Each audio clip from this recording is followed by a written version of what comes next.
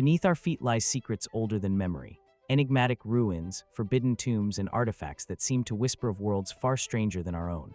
Scattered across silent deserts, dense jungles, and forgotten coastlines are discoveries that defy logic, rewriting everything we think we know about human history. How did ancient craftsmen carve stone with machine-like precision? Why do distant civilizations, separated by oceans and centuries, share identical symbols and myths? And what hidden purpose lies behind objects that seem far too advanced for the age that created them? From eerie skeletal remains buried in unnatural formations to sealed chambers untouched for millennia, these mysteries challenge our understanding of who we are and who came before us. Some discoveries raise questions that scholars avoid, hinting at lost knowledge, vanished cultures, and truths that might be too unsettling to accept. Tonight, we open the door to the past and step into the unknown. So sit back, relax, and let's dive into the most bizarre archaeological discoveries that will give you chills. In the rolling countryside of northern Morocco, far from the noise of modern cities, an ancient circle of stones rises from windswept fields and golden grasslands known as Misura or the Msura Dolmen. This enigmatic monument rests near the small town of Asila, not far from the Atlantic coast. The air here is quiet, broken only by the whisper of the wind and the distant call of birds. To approach the site is to step into another time, into a landscape that feels older than memory itself. At the heart of Msura stands a massive central stone towering nearly 5 m tall. Around it, 167 stones form an elliptical ring more than 50 m across. Their surfaces are weathered, scarred by age, and softened by centuries of rain and sun. Yet their arrangement is deliberate, mathematically precise in ways that seem at odds with their prehistoric origin.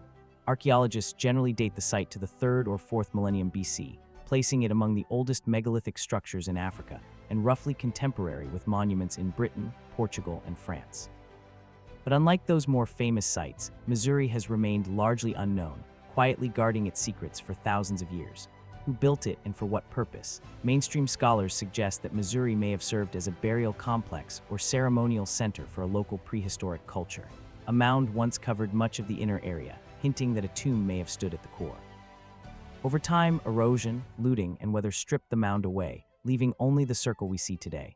In this interpretation, Msura would be another expression of humanity's early fascination with death, ancestors, and the cosmos, a sacred place where ritual and memory shaped the social life of a community. But Msura does not surrender to simple explanations. The site seems aligned with astonishing precision. Some researchers have noted correlations with solar movements and astronomical markers. Were the stones placed to track the seasons, the solstices, the path of the stars? If so, the builders possessed not only strength and coordination, but knowledge.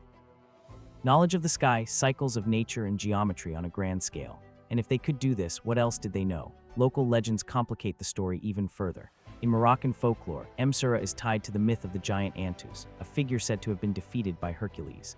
According to the legend, this stone ring marks Antus's tomb, and the towering central megalith is his gravestone. Of course, no physical evidence supports this tale, but the myth is old, very old, and myth often forms where memory and history blur. Could it echo a deeper truth, perhaps dimly recalling an ancient ruler, a lost culture, or a forgotten event? There are also more unconventional theories. Some researchers propose that Msura is part of a broader network of megalithic sites stretching across North Africa and into Europe.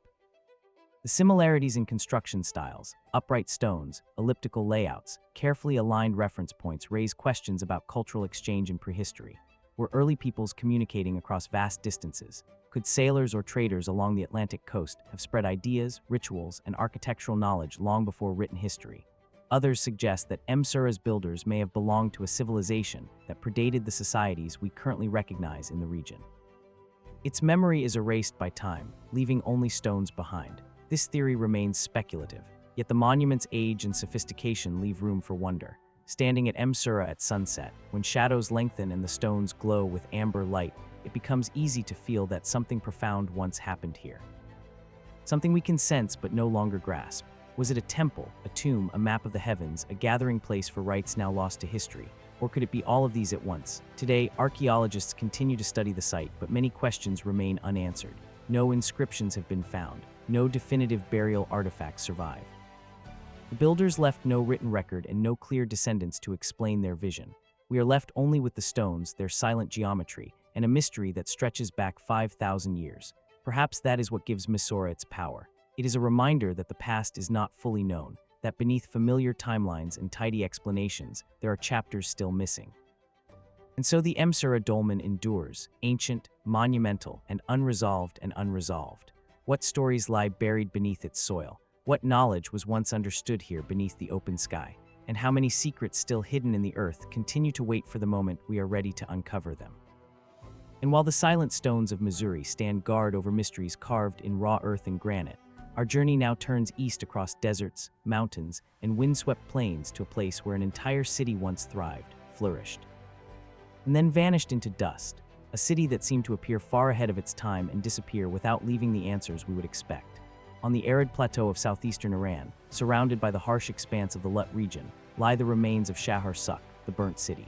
Under the scorching sun, the cracked soil stretches outward like a fractured mosaic, and the wind sweeps across empty foundations that hint at a civilization both brilliant and forgotten. From a distance, the ruins appear deceptively simple: eroded walls, low mounds of clay, and the remnants of streets that no longer echo with footsteps. But up close, the earth reveals a story far stranger than its quiet surface suggests. Archaeologists believe Charukh rose to prominence around 3200 BC, becoming one of the largest and most advanced urban centers of the ancient world. At its height, it covered more than 150 hectares, complete with residential districts, industrial zones, and intricate water management systems. Evidence points to thriving trade routes stretching toward Mesopotamia, the Indus Valley, and regions beyond. For a Bronze Age settlement, its level of organization is astonishing, suggesting that the people who lived here possessed not only skill, but vision. Yet what makes this city truly unusual is not merely its scale, but the remarkable discoveries hidden beneath its layers of ash and soil. Among the ruins, researchers uncovered what may be the world's oldest known artificial eye, a prosthetic made from vitamin and gold fibers once worn by a woman of high status. In another grave, archaeologists found the remains of a young girl whose skull bore traces of brain surgery, evidence that early medical practices here rivaled those of civilizations often considered far more advanced. Perhaps most striking is a small clay disc engraved with sequential images believed by some to represent the earliest known attempt at animation. Why would a Bronze Age society conceive of something so conceptually modern, so abstract, so entirely ahead of its time? Artifacts from Shahar-Sukh tell a story of ingenuity, curiosity, and sophistication. The city reveals a culture deeply invested in experimentation, craft, and knowledge. Yet for all its brilliance, Shahar-Sukh left behind no written language, no records to explain its achievements, its origins, or its sudden decline. How could a society capable of pioneering medicine, engineering, and intricate craftsmanship fail to preserve its own story? Mainstream explanations point to environmental pressures. Perhaps shifting rivers, drought, or disruptions in trade slowly strangled the city's lifelines, forcing its inhabitants to abandon it. The name Burnt City itself derives from multiple layers of ash discovered within the ruins, as though disaster had visited the settlement repeatedly. Yet even here, the puzzle deepens. There are no signs of war, invasion, or mass casualties. The fires that scarred Shahar-Sukh appear almost selective, destructive, yet inexplicably precise. How could a catastrophe repeatedly target structures without leaving evidence of human conflict? This is where conventional history begins to give way to speculation. Some researchers suggest that Kharis was part of a broader cultural network, a missing link in a forgotten sphere of knowledge stretching across continents. Was this city a hub of innovation in an ancient golden age, its influence rippling silently across regions long before history acknowledged it? Could the techniques pioneered here have shaped distant civilizations in ways we are only beginning to imagine? Others ponder the city's sudden disappearance and consider forces that remain mysterious. Natural disaster, epidemic, or internal collapse of a kind still beyond our comprehension. A few fringe theorists propose that Shahar-Sukh represents a branch of humanity that advanced along a distinct trajectory, one whose legacy was buried by time, climate, or fate. While such ideas challenge conventional timelines, they underscore the central truth. The city defies easy categorization, resisting the tidy explanations historians often seek. Standing amid its ruins, the questions feel alive. The silence of the burnt city is not empty. It is weighted, filled with echoes of something unresolved. Its streets, once vibrant with life, now dissolve into lines of windswept earth. Yet every excavation, every careful brush across the soil reveals treasures that complicate the narrative rather than clarify it. Why did a city so advanced leave behind profound achievements without context? How did its people master techniques centuries ahead of expectations? And what force ultimately extinguished such a thriving beacon in the ancient world? Today, Shahar Issac remains a riddle embedded in desert clay, a reminder that history is neither linear nor fully known. Beneath its sands may lie answers, still hidden and perhaps questions we are not yet ready to ask. In this burned, wind-cured landscape, the city continues to speak quietly, insistently, inviting us to wonder, to imagine, and to acknowledge the mysteries that endure at the edge of human memory. And as the winds of Shahar fade into silence, its ashes, mysteries, and unanswered questions lingering in our thoughts, our journey turns west toward the ancient hills of Palestine. There, hidden within pale limestone ridges, lies a cavern that has guarded its secrets for hundreds of thousands of years. It is a place where the story of humanity stretches so far back that it blurs the line between who we were and who we would one day become. This is Kesem Cave. From the outside, it seems unremarkable. A dark break in the stone overlooking a rugged landscape shaped by time, wind, and weather. But stepping into the cave is like crossing a threshold into prehistory. The air grows cool, the light diminishes, and the ground underfoot is layered with sediment and charcoal. Traces of lives lived, fires tended, and stories buried long before recorded history. Archaeologists believe Kesem Cave was occupied between 420,000 and 200,000 years ago, making it one of the most revealing prehistoric sites ever discovered in the region. Inside, the remains tell a story that is both familiar and extraordinary. Flint blades, long, sharp, and carefully crafted, suggest a specialization in stone tool production unseen elsewhere from this early period. Bones scattered across the floors show evidence of selective butchering of large animals, particularly deer, as if hunters and tool makers were following a plan known only to them. And at the center of it all lies the hearth, a large enduring fire pit layered with ash, burnt bone, and charcoal. This was no casual flame. Generations returned to this fire, maintaining it, feeding it, and gathering around it, marking continuity across millennia. Fire in this cave was more than a tool. It was a point of community, a symbol of connection, a locus of shared experience. Yet the people who made and maintained this fire remain elusive. Their skeletal remains display traits that do not fit neatly into our familiar categories. They were not quite Homo sapiens, yet not entirely aligned with other known branches of early humans. Were they a transitional species, a regional variant, or a lost chapter in our evolutionary story? The cave offers tantalizing hints but no definitive answers. Mainstream scholars interpret Kesem as a marker of significant behavioral advancement, planned hunting, food sharing, and the long-term use of habitation sites.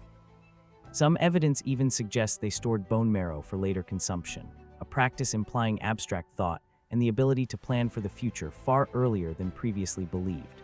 There is also evidence of heat-treating flint, a sophisticated process once thought to emerge tens of thousands of years later, hinting at technical knowledge and experimentation. Yet not all mysteries fit neatly into accepted frameworks. Burn layers appear without obvious cause, tools display refinement beyond expectations for the era, and patterns of cave usage suggest social rules, perhaps early cultural or even ritualistic behaviors.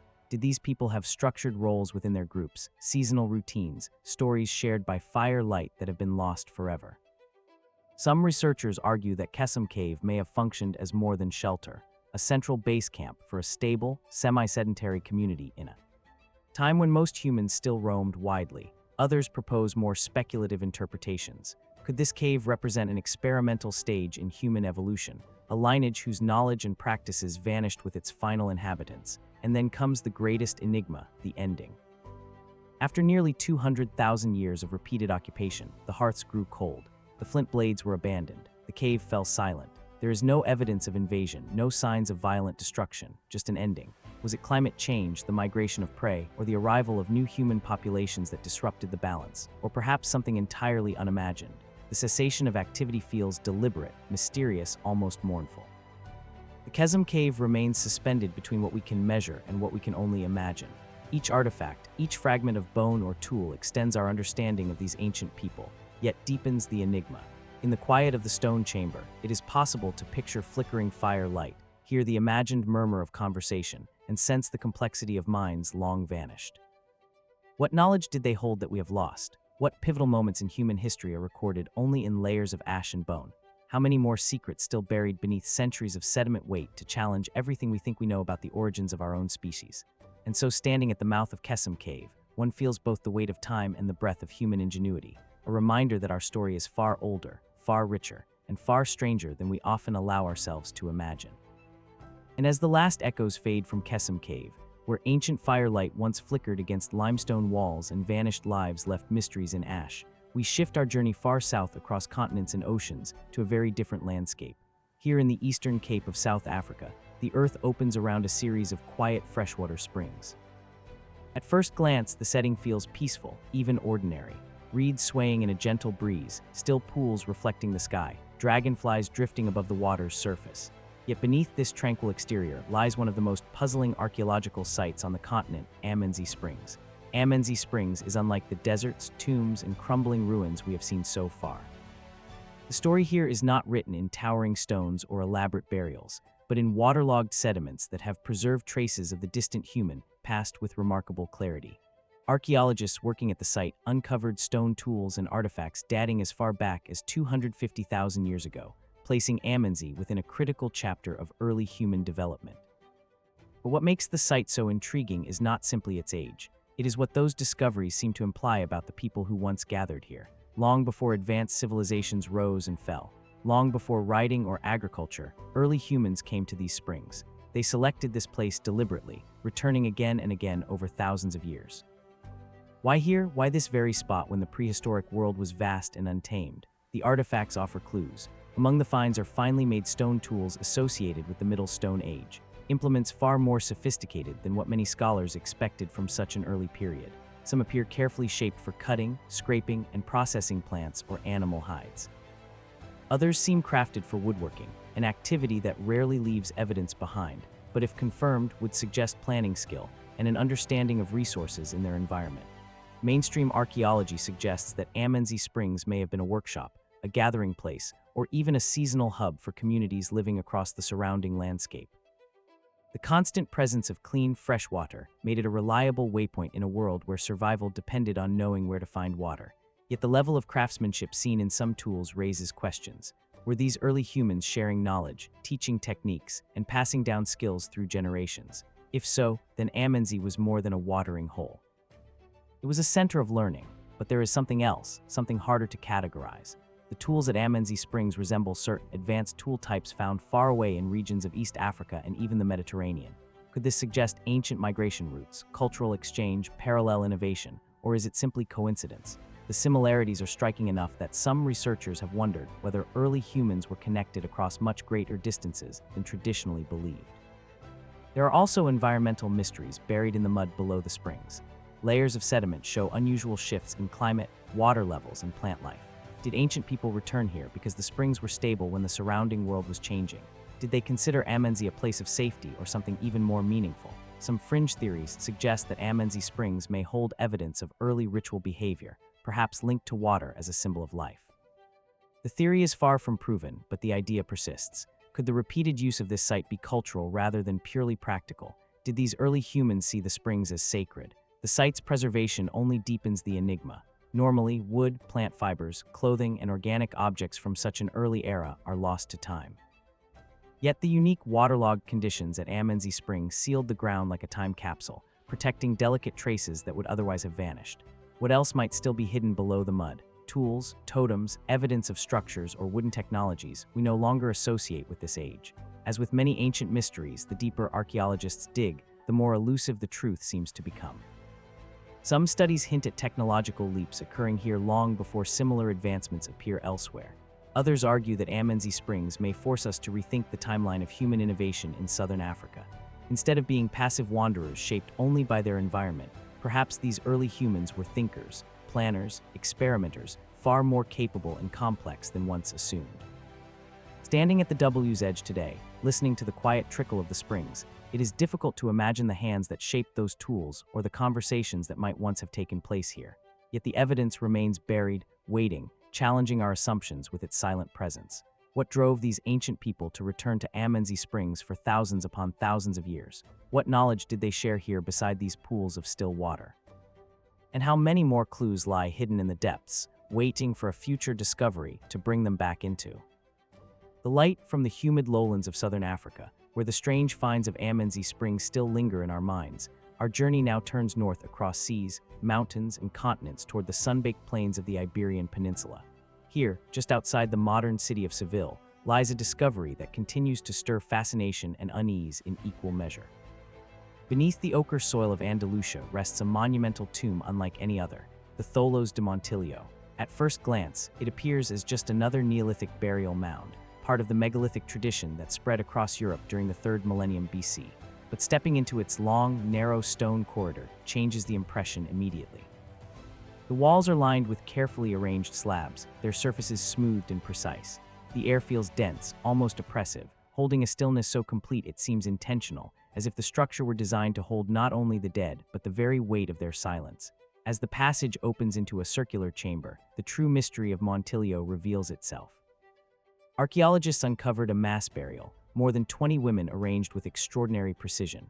Their garments, painstakingly reconstructed from thousands of tiny beads, suggest a high-ranking class, perhaps priestesses, guardians, or members of some elite order. Remarkably, all appear to have been between 20 and 30 years old, and none show signs of violent death.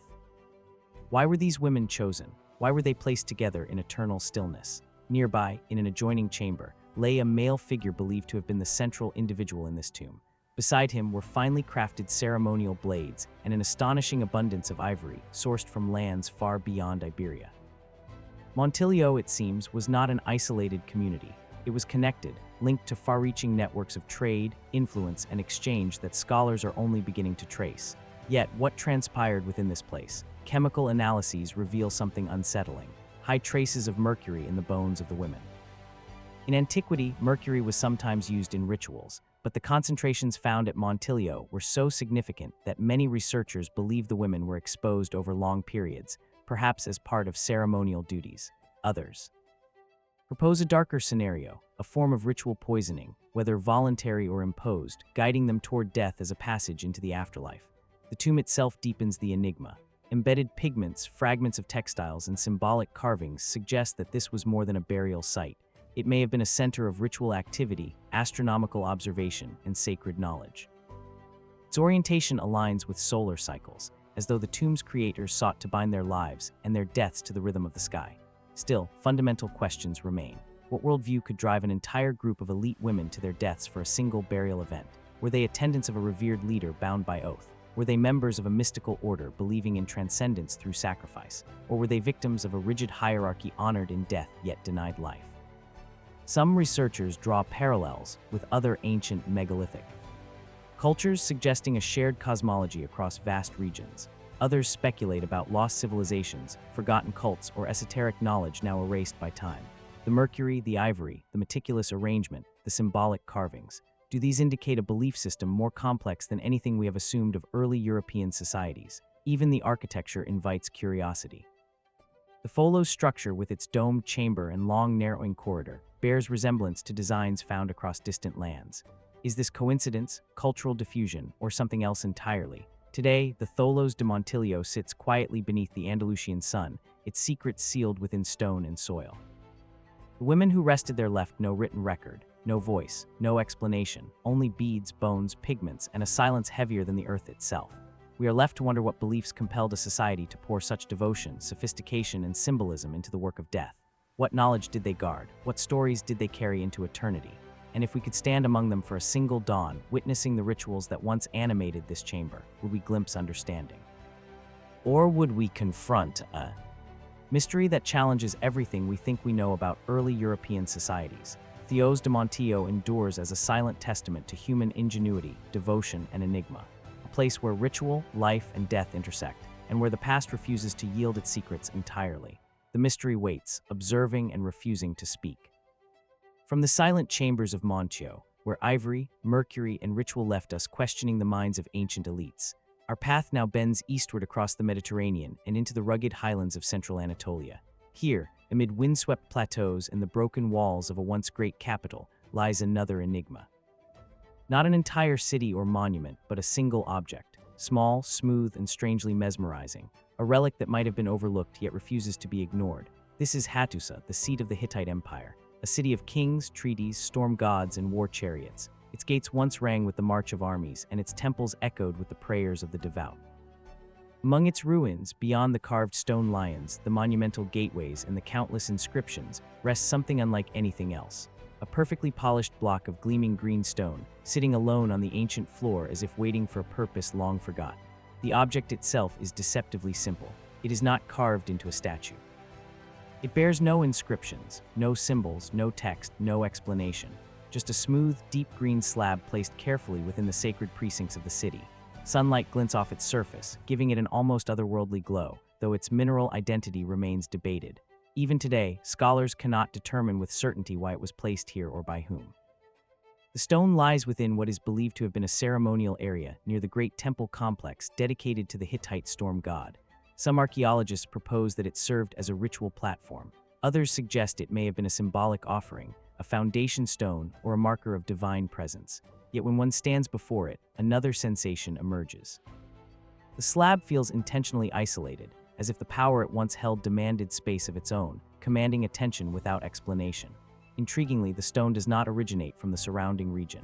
Its material is foreign to local geology. How did it arrive in the heart of Hadusa? Was it a gift from distant lands, a trophy brought home from conquest, or a sacred import tied to traditions older than the city itself? The mystery of its origin only deepens the enigma. Some researchers propose that the stone had a ceremonial role tied to celestial observation. The Hittites were careful sky watchers, noting the movements of the sun, moon, and stars with precision. Others suggest a connection to purification rituals where reflection, light, or water might have played a role. At certain times of day, sunlight strikes the stone's surface at just the right angle, causing it to shimmer as if infused with life, a sight that surely would have seemed magical to those who first placed it there.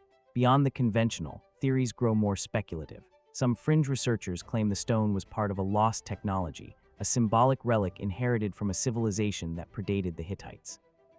Not a tool, not a weapon, perhaps a key to a knowledge we can no longer grasp. Others note the layout of the temple grounds and interpret geometric alignments, energy lines, or geomagnetic connections. To them, the stone is not a mere ornament. It is a focus, a conduit, a node. Was it meant to link earth and sky, to channel forces we can no longer measure? Mainstream archaeology, for its part, remains grounded. It was ceremonial, symbolic, meaningful, but not mystical. Yet even conventional studies cannot answer the most pressing question. Why this stone, and why here? Of all materials available, why did the Hittites choose a mysterious imported slab of polished green dedicating a sacred space around it? The ruins offer no reply. Elsewhere in Hadusa, inscriptions speak freely of kings, treaties, and offerings. But in the presence of the greenstone, the written record falls silent. No dedication, no ritual text, no explanation. Only the stone remains, radiating questions that history has left unanswered. Today, visitors describe a strange sensation when standing before it. A calm that borders on discs, an awareness that something ancient persists in its stillness. Is it suggestion, atmosphere, or the human mind recognizing significance where history refuses to speak? What truth lies buried beneath the dust of Hadusa? Was this slab the centerpiece of lost ceremonies, a diplomatic gift imbued with sacred meaning, a spiritual conduit, or a fragment of an even older story, one whose pages were scattered, burned, or forgotten before the annals of history began? The winds of Anatolia sweep across the plateau, moving through broken gates and shattered stones as they have for millennia. And still the green stone remains, silent, untouched, unexplained, waiting from the windswept temples of Hadusa, where a single polished relic sits in deliberate silence, guarding secrets of an ancient empire. We now travel north, crossing the Black Sea and the endless Eurasian plains. Our next mystery lies deep in Russia's rural mountains, a rugged land of forests, rivers, and stone. Here, far from the centers of early civilization, an object was found that challenges not only archaeology, but our entire timeline of human knowledge. It is called the Dashka stone. A massive tablet of layered dolomite weighing nearly a ton was discovered near the village of Chundra in 1999. At first glance, it appears natural, just another slab pulled from the earth.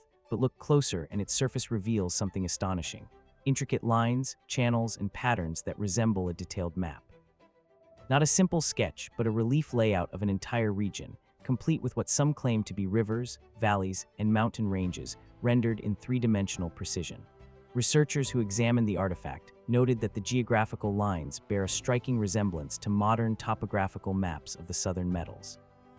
Yet the stone appears to be incredibly old. Some estimates suggest tens of thousands of years. If even a fraction of that is true, then who could have carved such accuracy so long before advanced mapping tools, flight, or satellite imaging? That is where the controversy begins. Mainstream archaeologists remain cautious. Most suggest that the patterns are either natural geological formations or later tool marks that have been misunderstood, but others are not so convinced. The alleged precision of the markings has fueled theories that range from the bold to the outright unbelievable.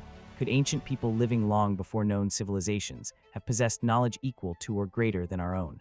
And if so, where did that knowledge come from? Some Russian researchers proposed that the stone might represent an ancient cartographic system. Right-angled lines on the slab, which resemble modern grid coordinates, have deepened the debate. To some, this hints at a culture capable of advanced planning, surveying, and large-scale engineering. But why would such a culture leave behind a map carved in stone and nothing else? The mystery only grows when the stone's composition is examined. Reports claim it consists of multiple layers: dolomite, a ceramic-like material, and a third layer resembling an unknown glaze, as though intentionally engineered. A few researchers suggested it may have been crafted like an ancient composite, something far beyond what we associate with prehistoric artisans. Others dismissed this outright, insisting that geological processes could easily create layered formations that merely look artificial. And yet the questions refused to disappear. Was the Dashka stone a tool, a teaching device, a territorial record, or something more sophisticated, perhaps a component of a larger system now lost to time? If the carvings truly represent a map, then the makers must have had not only aerial perspective, but also an understanding of scale, direction, and proportional measurement. No known culture in the region at any period of accepted history possessed such capabilities on this level. More speculative interpretations reach even further. Some fringe theorists have claimed the map shows traces of ancient hydraulic systems, channels they believe could reflect prehistoric irrigation networks or even massive landscaping projects.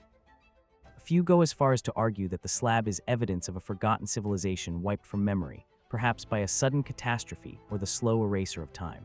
There are even those who leap beyond human history entirely, suggesting the work of beings, not of this world or survivors of an antediluvian age. These notions sit well outside mainstream science. Yet they persist, fed by the stone's silent refusal to yield definitive answers. To this day, the Dashka stone is not widely studied, and its whereabouts and documentation remain frustratingly limited. Without broader access, peer review, or international analysis, the artifact exists in a strange limbo, too detailed for some to ignore, too uncertain for others to accept. And so it sits like a riddle carved in stone.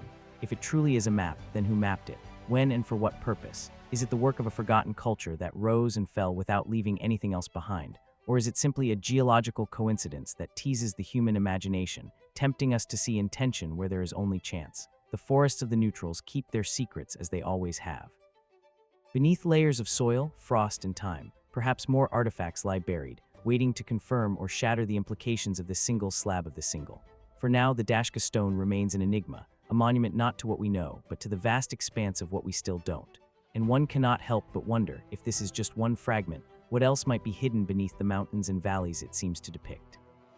If a single carved slab can challenge our understanding of history, then what might an entire landscape of impossible stonework suggest? From the enigmatic Dashka stone, we remain in the Ural Mountains, traveling deeper into their remote valleys and forested slopes, where another enigma quietly waits. Here, scattered across rugged terrain and far from any known cradle of early civilization, stand the so-called Ural megaliths. Massive stone blocks, some weighing dozens, even hundreds of tons, rest in silent, perplexing formations as though placed by an unseen hand in an age long forgotten. The setting is harsh and untamed. Towering pines and silver birch guard steep ridges. Snow blankets the land for much of the year, muffling sound and slowing time.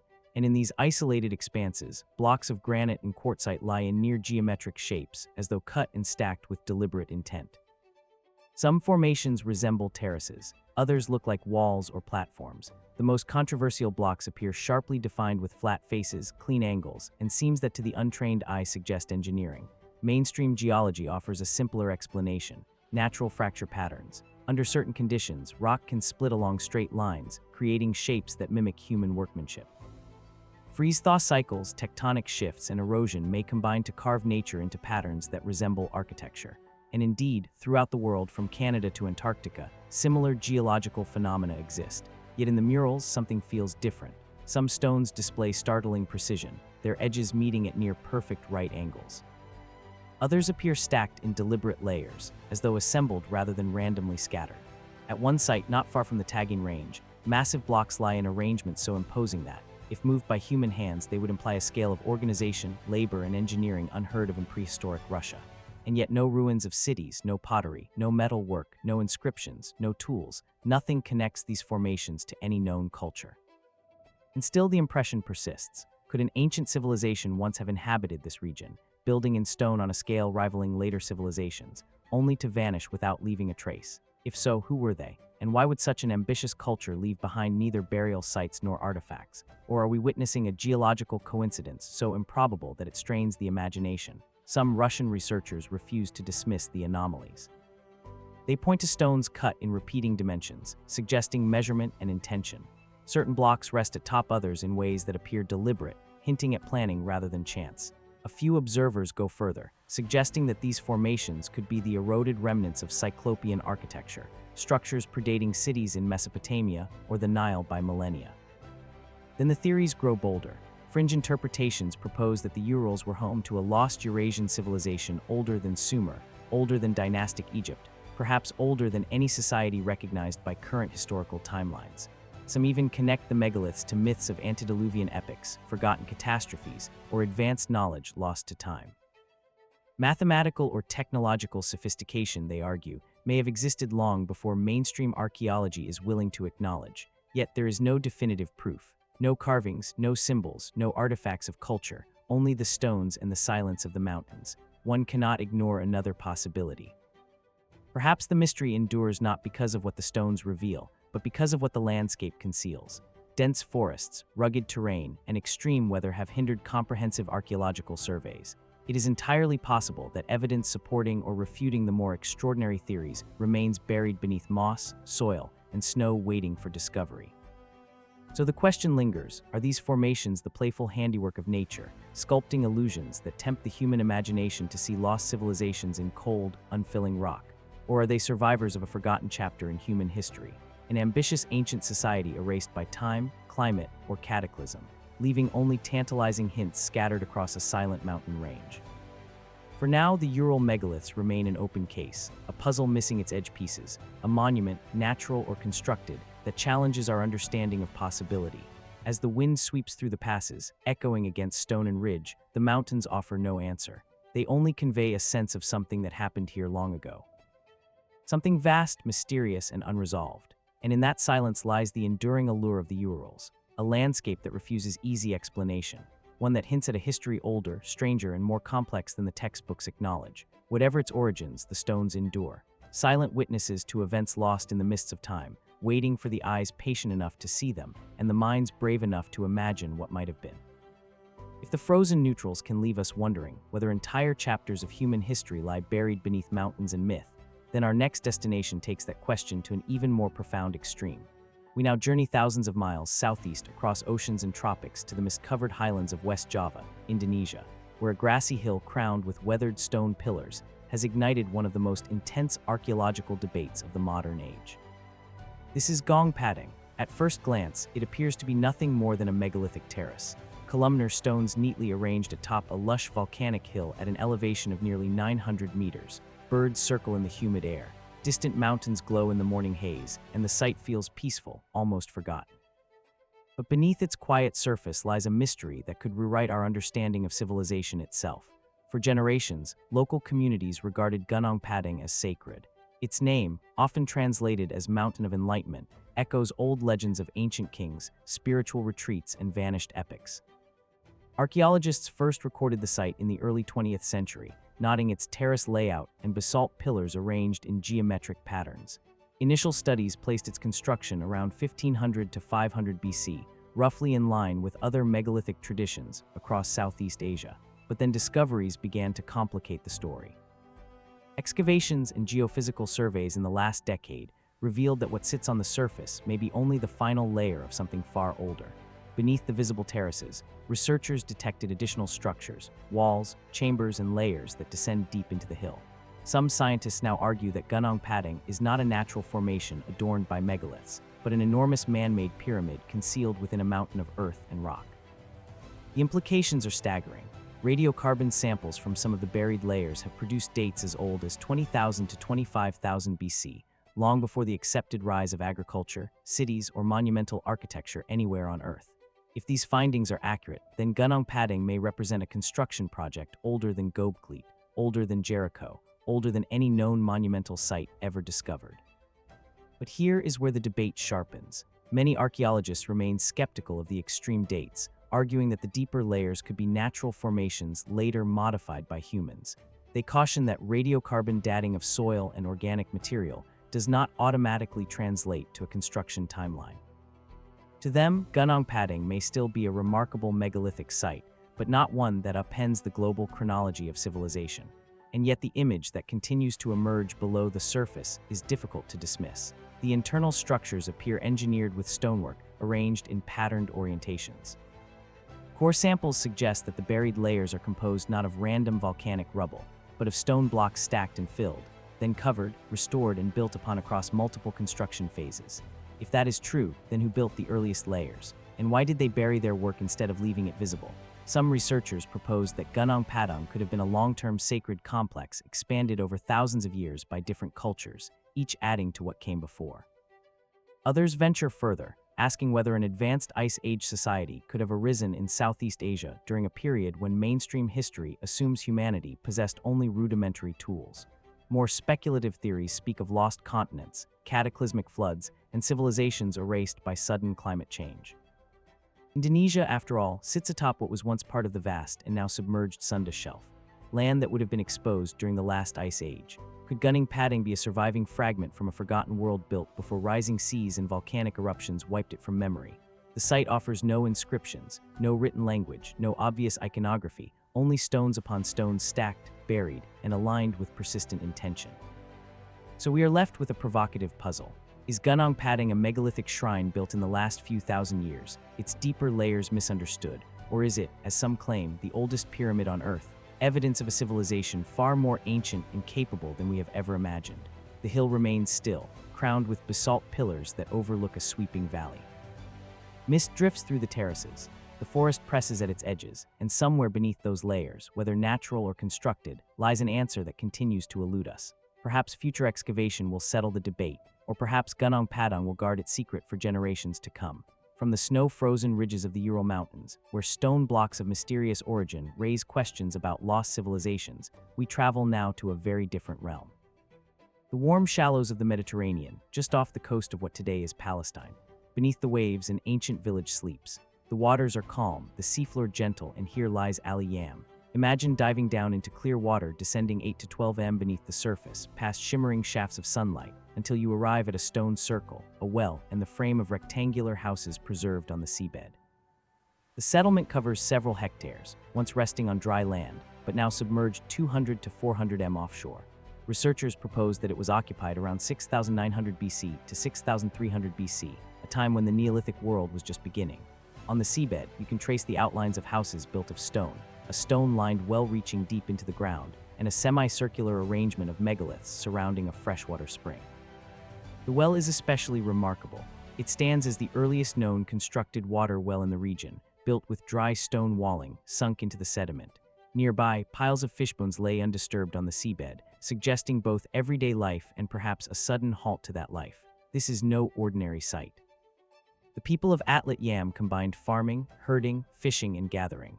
They were among the first coastal communities to exploit marine resources in such a systematic way. Seeds of emmer wheat, wild grapes, lentils, and almonds were found alongside goat and cattle bones, revealing a mixed economy bridging land and sea. Yet for all the sophistication, the end came swiftly. Mainstream scholars proposed that rising sea levels gradually encroached on the settlement, eventually forcing the inhabitants to abandon it. As the shoreline shifted inland, the well's water became saline. The land lost its fertility. The people moved on, but some elements of the story remain unsettling. At Ali Yam, the portraits painted by archaeology are sharp, but they leave large blank spaces. What does it mean, for example, that the megalithic stone circle stood around a freshwater spring? Scholars suggest ritual involvement, perhaps ceremonies tied to water, life, and death. The 7 upright stones weigh hundreds of kilos each, and the spring they surround must once have served as a vital resource in a region already changing with sea level rise. And yet no inscriptions accompany the stones, no written records to explain the purpose. What of the fish piles? Some argue they indicate trade or storage. Others suggest sudden abandonment, caught unawares by environmental catastrophe. One study argues a tsunami triggered by volcanic collapse may have engulfed the Mediterranean coast near this time, possibly contributing to the settlement's end. But this remains a hypothesis, unproven and hotly debated. And deeper still, there are whispers of something more. Could Ali Yam reflect not just a Neolithic village, but a community with extraordinary knowledge of both land and sea, the well, the architecture, the mixed economy? It suggests adaptation and innovation. But might it also hint at lost maritime traditions, connections between early coastal groups, or even early water ritual systems we scarcely understand? Some fringe voices propose that Ali Yam anchors the myth of a sunken civilization, a Mediterranean Atlantis of sorts. They point to the submerged settlement, the abrupt end, and the unusually preserved remains. Others remain firmly rooted in conventional prehistory, cautioning that the evidence, while compelling, does not yet demand rewriting the timeline of human development. To dive among those stones is to sense the pause between epochs. A community lived here, thrived here, adapted here, and then with the sea's slow advance or the crash of waves unknown, it vanished. The water now holds the memories. The seabed remembers what the land cannot. In the quiet of the Mediterranean seafloor, one senses that the story of Ali Yam is not finished. Every column, every well, every fishbone speaks of life, of innovation, of change, and of questions we cannot yet answer. Why this settlement in this place at this time? What caused its end? And how complete is our picture of the people who lived here? What other submerged villages lie waiting beyond the coast, their stories lost to the waves? As we leave the cool waters of Ali Yam and return to the surface, the sea rises gently, the air warms, and the horizon shifts.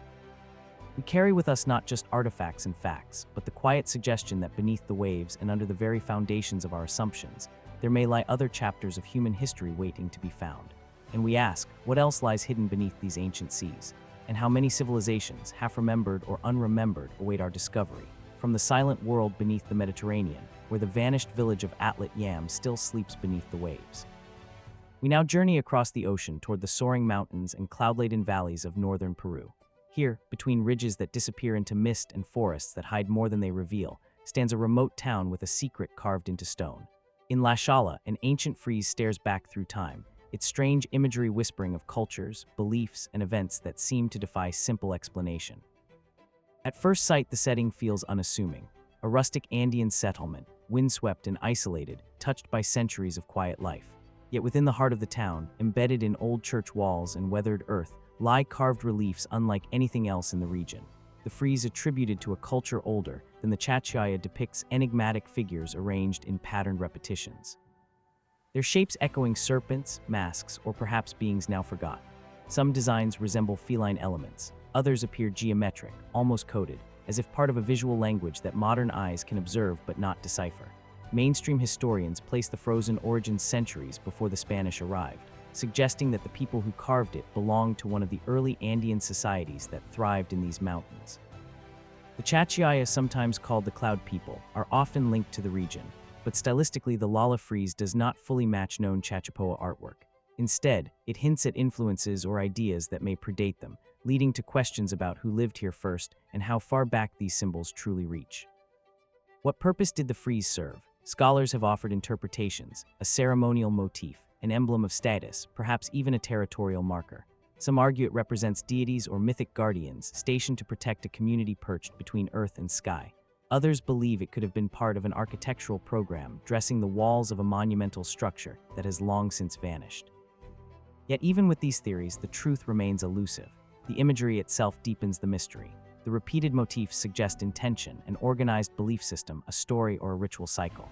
But if this was a narrative, what story was being told? Was it a cosmology explaining the origins of life, a warning about chaos and order, or a depiction of beings the ancient inhabitants considered real, creatures that walked their world, whether physical, spiritual, or symbolic? Some researchers point out that the region surrounding La Hala is dense with archaeological traces, hidden tombs, fortress-like structures, circular dwellings, and unexplored rock faces. The Chacha and earlier cultures built high in remote places as though proximity to the clouds held spiritual significance. Could the frieze be part of that same worldview, a testament to a civilization obsessed with worlds above and below, with thresholds and transitions we no longer understand? More speculative thinkers go further. They wonder if the symbols represent not gods but visitors, beings from distant lands or distant skis.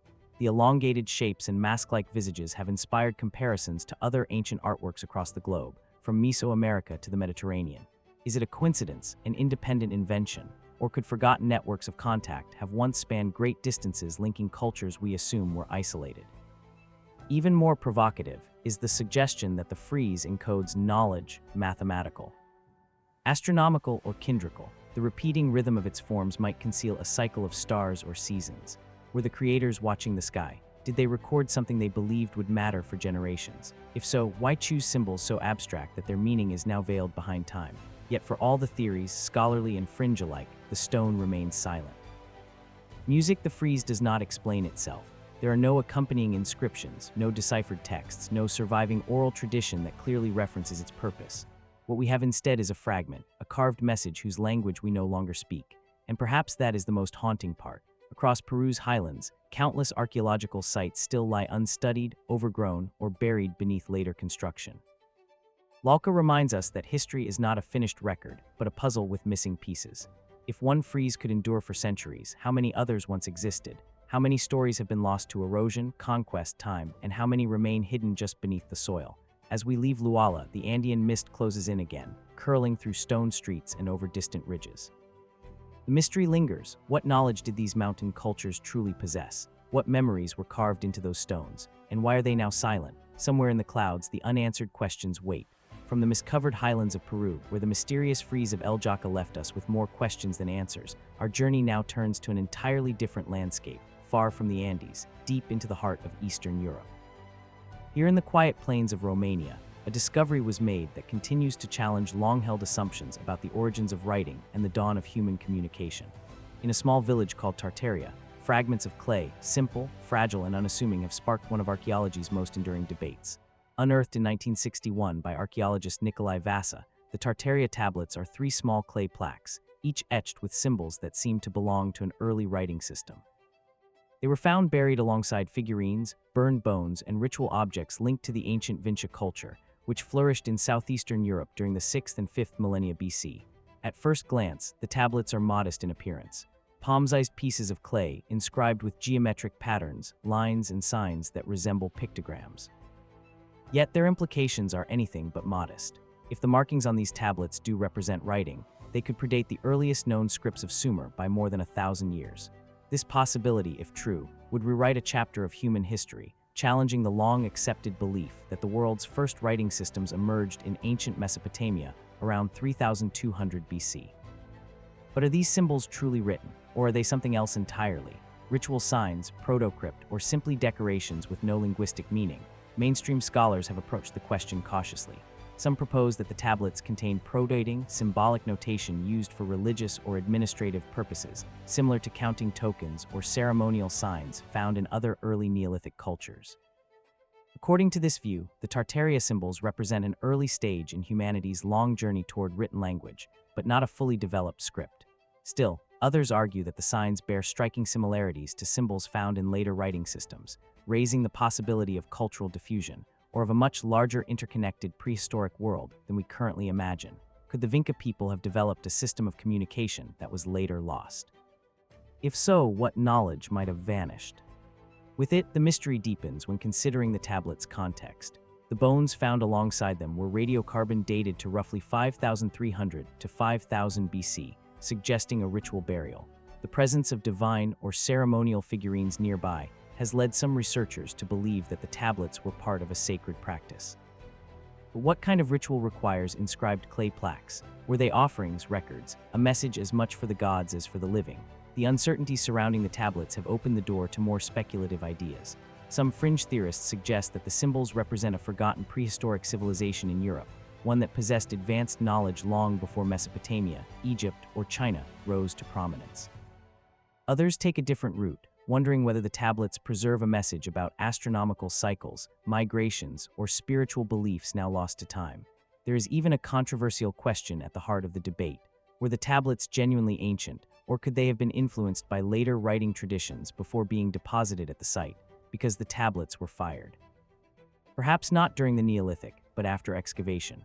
Some scholars argue that the dating of surrounding bones does not conclusively prove the age of the inscriptions themselves.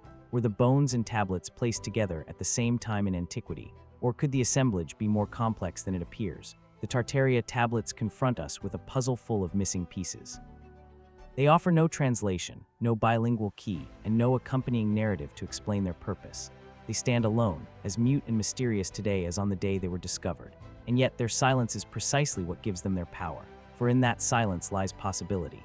Did the roots of writing reach deeper into prehistory than we once believed? Was southeastern Europe home to a forgotten tradition of symbolic knowledge now erased by time? Or are we simply projecting meaning onto marks we cannot yet interpret? As the tablets rest in their glass case, scholars continue to debate, analyze, and compare, hoping that one day a breakthrough will unlock their message. But until then, the Tartaria tablets remain an open question, one that invites us to reconsider what we think we know about the first storytellers of our species. And so our path continues. If clay carved by an unknown hand thousands of years ago can still challenge our understanding of history, then what other secrets might lie hidden beneath the soil of forgotten lands, waiting for their moment to speak? From the enigmatic symbols of the Tartaria tablets, where meaning is etched in clay yet sealed behind silence, our path now carries us to the heart of the Mediterranean. The winds change, the landscape shifts, and on the island of Sardinia, beneath a sweeping sky of brilliant blue, an ancient platform rises gently from the earth like the memory of a forgotten world. This is Monte Dati, one of the most baffling and unsettling archaeological sites in all of Europe.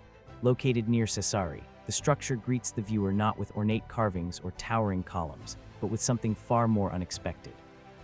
A massive stepped platform that looks strikingly like a ziggurat, yet stands thousands of miles from Mesopotamia. A sloping ramp leads to a flattened summit. Wide stone terraces form geometric tiers, and surrounding it scattered remnants of ritual installations, altars, standing stones, and a great carved boulder suggest that whatever happened here was deeply sacred. But to whom and for what purpose? Archaeologists date Monte Dakota to around the 4th millennium BC, linking it to Sardinia's Osiri culture. That places it roughly in the same era as the first great temple complexes of Sumer, and Egypt at a time when human civilization was still young and fragmented. And yet here on this island, far from the fertile river valleys typically associated with early monumental architecture, someone constructed what appears to be a massive ceremonial platform raised in deliberate mathematical form. Mainstream. Researchers propose that Monte Dakot served as an altar or temple perhaps dedicated to sky or sun deities. The site shows evidence of repeated ritual activity, including animal sacrifice and ceremonial fires. The platform's alignment has drawn the attention of archaeoastronomers as well, who argue that its orientation reflects a knowledge of celestial cycles. Was Monte Dot an early observatory, a calendar in stone, a place where the sky and the earth were meant to meet? Here, however, the mystery deepens. The structure is unlike anything else known in the Western Mediterranean from that period. Its shape, its ramp, and its tiered design evoke comparisons not to Europe, but to Mesopotamian ziggurats. A resemblance so strong that some scholars have wondered whether there were ancient cultural connections, migrations, or influences that archaeology has not yet identified. Could seafaring peoples have carried architectural ideas across great distances long before recorded history? Did the Mediterranean serve as a highway of knowledge rather than a boundary? Not everyone agrees. Many academics caution against drawing direct parallels, noting that similar forms can arise independently in different cultures. Human beings, after all, have always looked upward and built upward. Yet the lack of intermediate structures, no smaller prototypes, no earlier versions, no gradual evolution of the design raises unsettling questions. Monumental architecture does not typically appear fully formed in archaeological silence.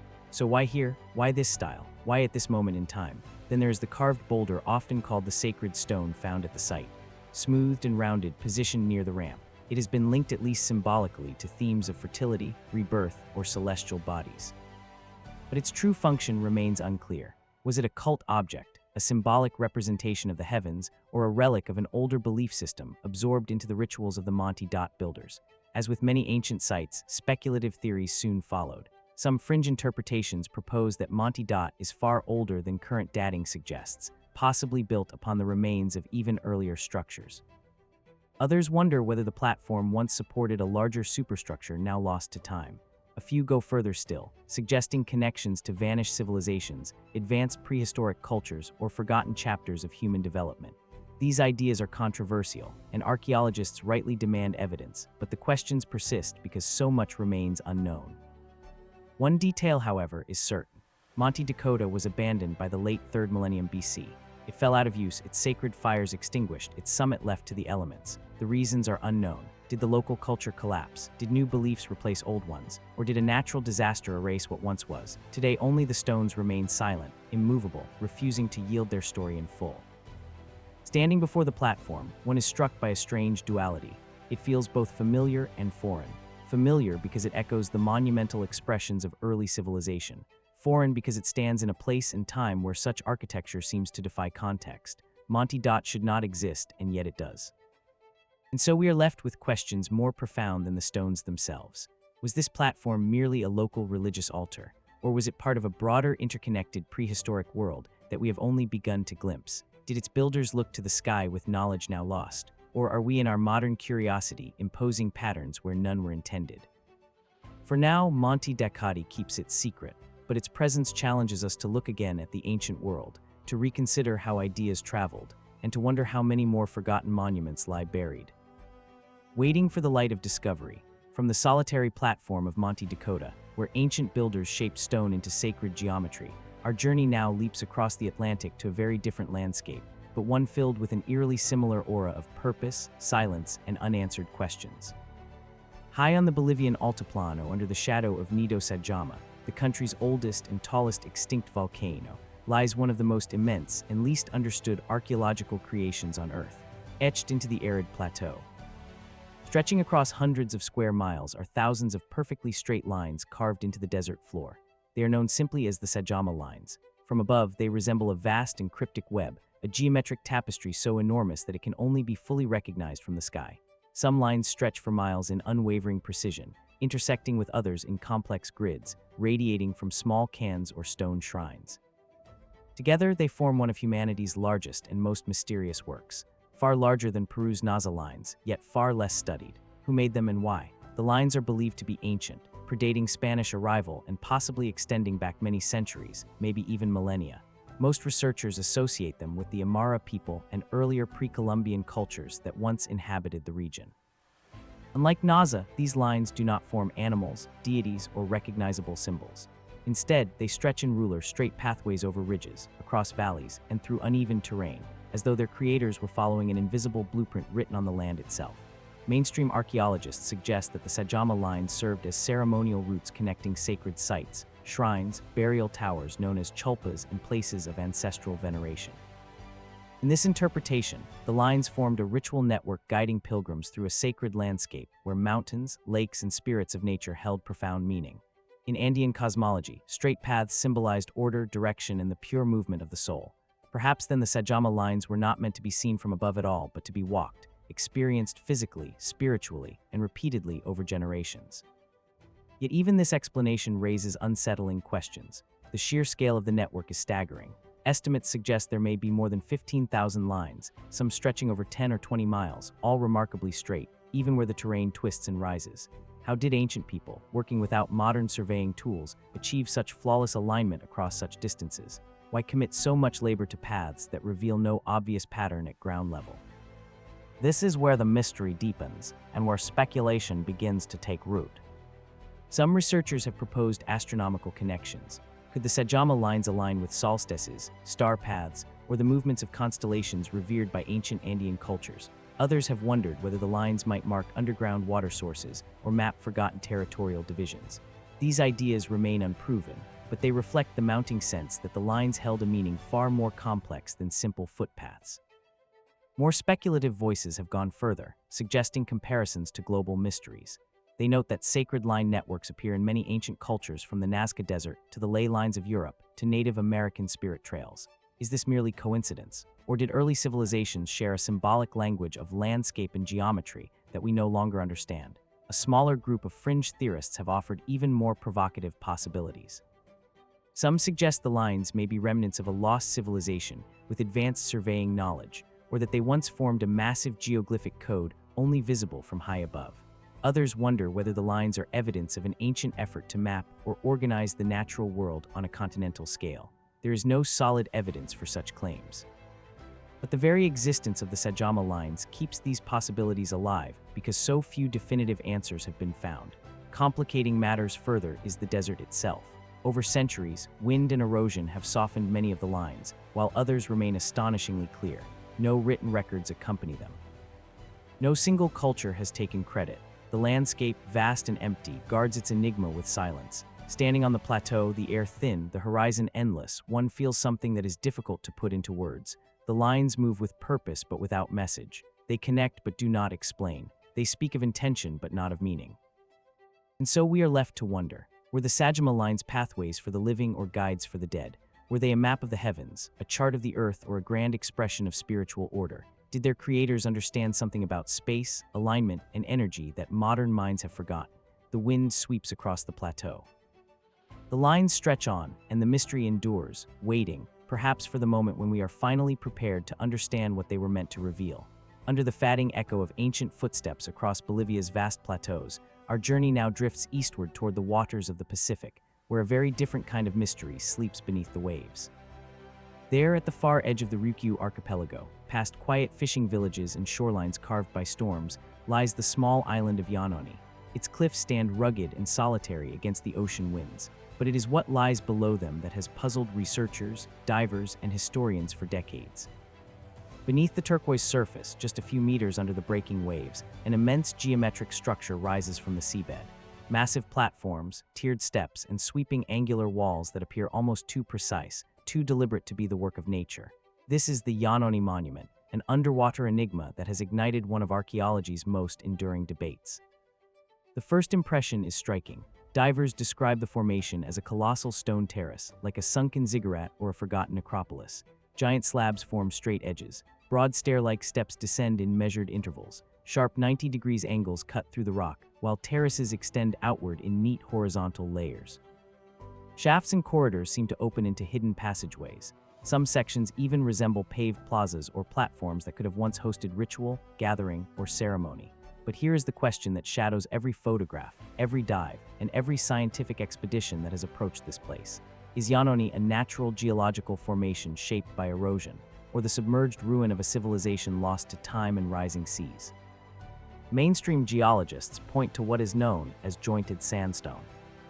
This type of rock can fracture in clean straight lines, creating formations that appear artificial, even when shaped only by water, pressure, and time.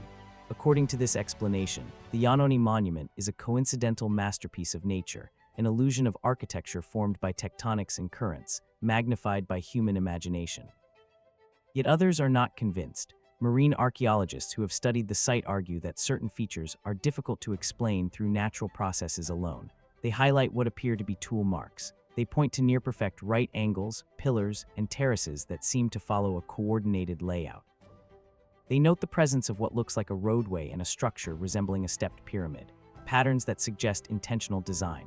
If the monument is man-made, then another mystery emerges. Who built it and when? Some researchers propose a date as early as 8,000 to 5,000 BC, an era when sea levels were lower and the area that is now submerged would have been dry land. But if people were already cutting megalithic architecture on this scale so long ago, it would rewrite major parts of human history. This would place Yanoni among the oldest known monumental structures on Earth, predating the pyramids by millennia. More speculative thinkers go even further. They compare Yanoni to legends of lost civilizations, echoes of advanced ancient cultures swallowed by natural catastrophes like those told in myths across the world. Others connect it with stories of Lemura or Mu, imagined continents said to have vanished beneath the ocean. Though these theories cannot be verified, they persist for a reason. The site itself looks like the remnant of something purposeful, something made, and even the natural formation theory contains room for mystery. If the rock was shaped by nature, could ancient people later have modified it, carving or enhancing features for ritual or habitation? Could Yanoni be both natural and artificial, a hybrid site that blurs the line between geology and human design? Visibility underwater only adds to the intrigue. Light refracts, shadows shift, edges sharpen and soften as currents move. What a diver sees in one moment can feel architectural, then in the next geological. The monument becomes a canvas for the mind, inviting interpretation, demanding questions, refusing to yield certainty. Some Japanese researchers have argued for full recognition and protected status, hoping future studies will uncover definitive answers. Others maintain that until conclusive evidence such as carvings, artifacts, or tools is discovered in direct association with the structure, Yanoni must remain a geological wonder, not an archaeological one. And so the monument waits. Season after season, storm after storm, it sits beneath the restless sea, unchanged, unclaimed, unresolved. Was it once a place where ancient feet climbed stone steps now drowned? Did voices echo through corridors now filled with silence and drifting silt? Or is it a monument not to civilization, but to nature's own astonishing geometry? The ocean knows, but it keeps its secrets well. As we leave the submerged terraces of Yanoni behind and rise once more toward the surface, we are left with a lingering question, one that will follow us into the next mystery. How much of our past still lies hidden, waiting in the deep, just beyond the edge of what we think we know? From the silent, wave-carved ruins of Yanoni, where submerged terraces vanish into the blue, our journey now returns to land. Yet the mystery does not lighten. We rise from the ocean's depths to the mist-covered highlands of Southeast Asia, where another puzzle awaits. Here on the Shangquang Plateau of Laos, rolling green hills stretch toward a distant horizon, quiet and open, interrupted only by scattered clusters of massive stone jars, hundreds of them standing alone in fields, valleys, and mountain slopes. Weathered, solemn, and impossibly heavy, they stare across the plains like ancient sentinels, keeping a silent vigil over a secret no one has fully unlocked. This is the Plain of Jars, one of the world's strangest archaeological landscapes. The jars themselves are astonishing in their scale. Some stand nearly 10 ft tall, others weigh several tons. Many are carved from solid blocks of sandstone or conglomerate, while a few are shaped from rarer materials like granite or limestone. Most are cylindrical, hollowed out and open at the top, though a handful are paired with stone lids. Their surfaces are rough and unadorned, bearing only the scars of weather and time. Yet the sheer effort required to create them and to transport them across miles of rugged terrain reveals that whoever made these vessels possessed remarkable skill, determination, and purpose. But purpose is precisely where the mystery begins. Archaeologists generally agree that the Plain of Jars dates back to the Iron Age, somewhere between 500 BC and 500 AD. Excavations have revealed human remains, burial goods, and ceramics near or beneath some of the jars, suggesting a possible array function. One prevalent theory argues that the jars served as containers for burial rituals, perhaps used to expose or cleanse the dead in complex stages of mortuary practice. The bodies, according to this idea, may have been placed in the jars to decompose before the bones were later interred or cremated. And yet even this explanation leaves questions. If these jars were part of a ritual of death, why are they so massive? Why so many? Why spread across such a vast area? More than 90 distinct sites covering miles of remote countryside. The literary theory helps, but it does not fully satisfy. Local legends offer stories of their own. One tale speaks of an ancient race of giants who crafted the jars as storage vessels for rice wine used to celebrate victory in battle. Another claims the jars belonged to a great king who brewed and stored drinks for a 1,000-day feast. Folkloric certainly, but like many myths, these stories may echo a distant truth, hinting at a culture whose memory has vanished, leaving only stone to speak in its place. Then there is the mystery of motion. The stone quarries where the jars were carved have been identified in some areas, and they are often miles away from the final jar fields. How were these monoliths transported? No wheels, no beasts of burden, no written records, only speculation. Was it manpower alone using ropes and sledges? Or could something now forgotten, some technique, some innovation, have been used to move these immense loads across uneven terrain? More enigmatic still are the jars' placements. Some stand in clusters as though arranged for a ceremony. Others are scattered in isolation, aligned to no obvious pattern of astronomy, geography, or settlement. What guided these choices? A spiritual map, a ritual pathway, or a cultural memory now erased by time? The landscape adds another layer of silence. For decades, large portions of the Plain of Jars remained inaccessible, not because of age, but because of war. During the 20th century, the region became heavily contaminated with unexploded ordnance, making excavation dangerous and slow. Even today, teams continue the painstaking work of clearing the land inch by inch. This tragic modern chapter has delayed research, leaving vast stretches of the ancient site still unstudied, perhaps still hiding answers beneath the soil. Some researchers have wondered whether the jars could be connected to long-distance dance cultural networks, part of a broader tradition of megalithicitary practices that stretched across prehistoric Asia. Others suggest that the jars mark territory, migration, or trade routes now forgotten. More fringe theories speculate about lost civilizations or unknown technologies, proposing that the jars served purposes beyond the orrery or ceremonial tools of navigation, astronomical markers, or even resonance structures designed to channel sound or energy. There is no evidence for such claims, but the mystery of the jars endures in part because they leave so much room to wonder. Walk among them at sunrise and the strangeness settles into your bones. A soft mist hangs low over the grass. Wind drifts through the hollow openings, creating faint, breath-like tones. The jars stand motionless, half sunken, half revealed, as if waiting for something or remembering something humanity has long forgotten. Were they monuments to the dead, vessels of the living, or relics of a culture whose story was buried before it could ever be written? As we leave the Plain of Jars behind, one thought lingers. Perhaps the mystery remains not because we lack evidence, but because some past worlds were never meant to be fully understood. Some histories whisper but never speak. From the windswept plains of Laos, where silent jars keep their unbroken vigil over mysteries of life and death, our path now turns northeast across mountains, rivers, and centuries of forgotten time. As the landscape shifts, so does the nature of the enigma. We leave behind a world of stone and step into a world of bronze, cast in fire, shaped by vision. And unlike anything found elsewhere in ancient Asia, our journey arrives in the Sichuan basin of China at a place called Sangsingdui. Here, near the city of Guanggan, archaeologists made a discovery so startling that it challenged long-held assumptions about early Chinese civilization. Beneath layers of earth sealed away for more than 3,000 years stood a cultural legacy entirely its own. Magnificent, eerie, and otherworldly, the most haunting artifacts among them the Sangdui masks. Imagine standing inside one of the excavation pits. The air is cool, the soil dark and soft, the light diffused through protective tents overhead.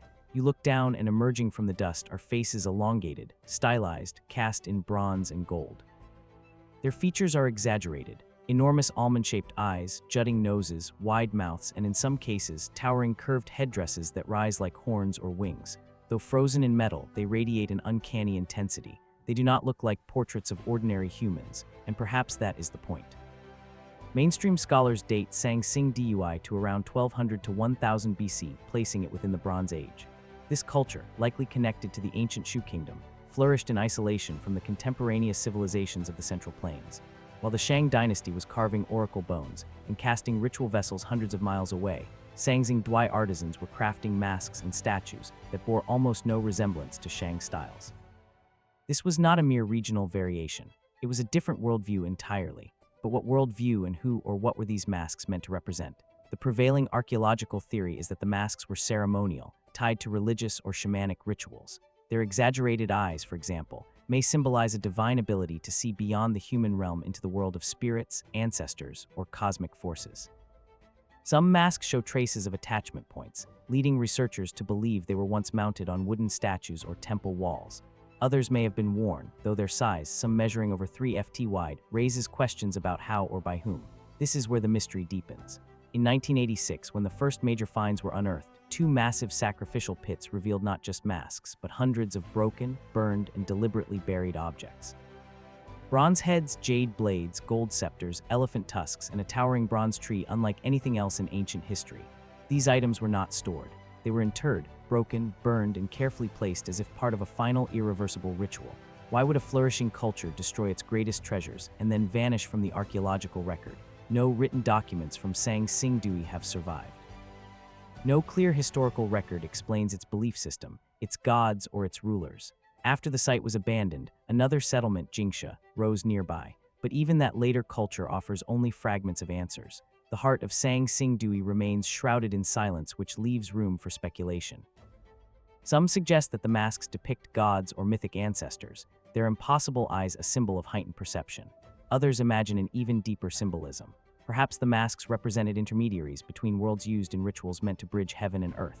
Fringe theorists noting the masks' alien-like features have proposed more exotic possibilities, that the people of Sangsingdui were influenced by visitors or were survivors of an even older forgotten civilization.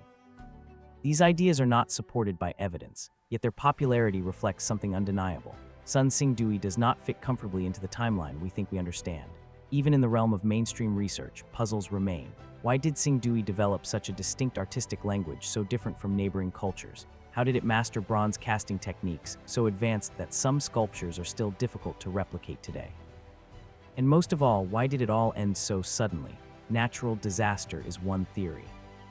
Archaeological evidence suggests an earthquake or river course change may have devastated the region, forcing survivors to relocate.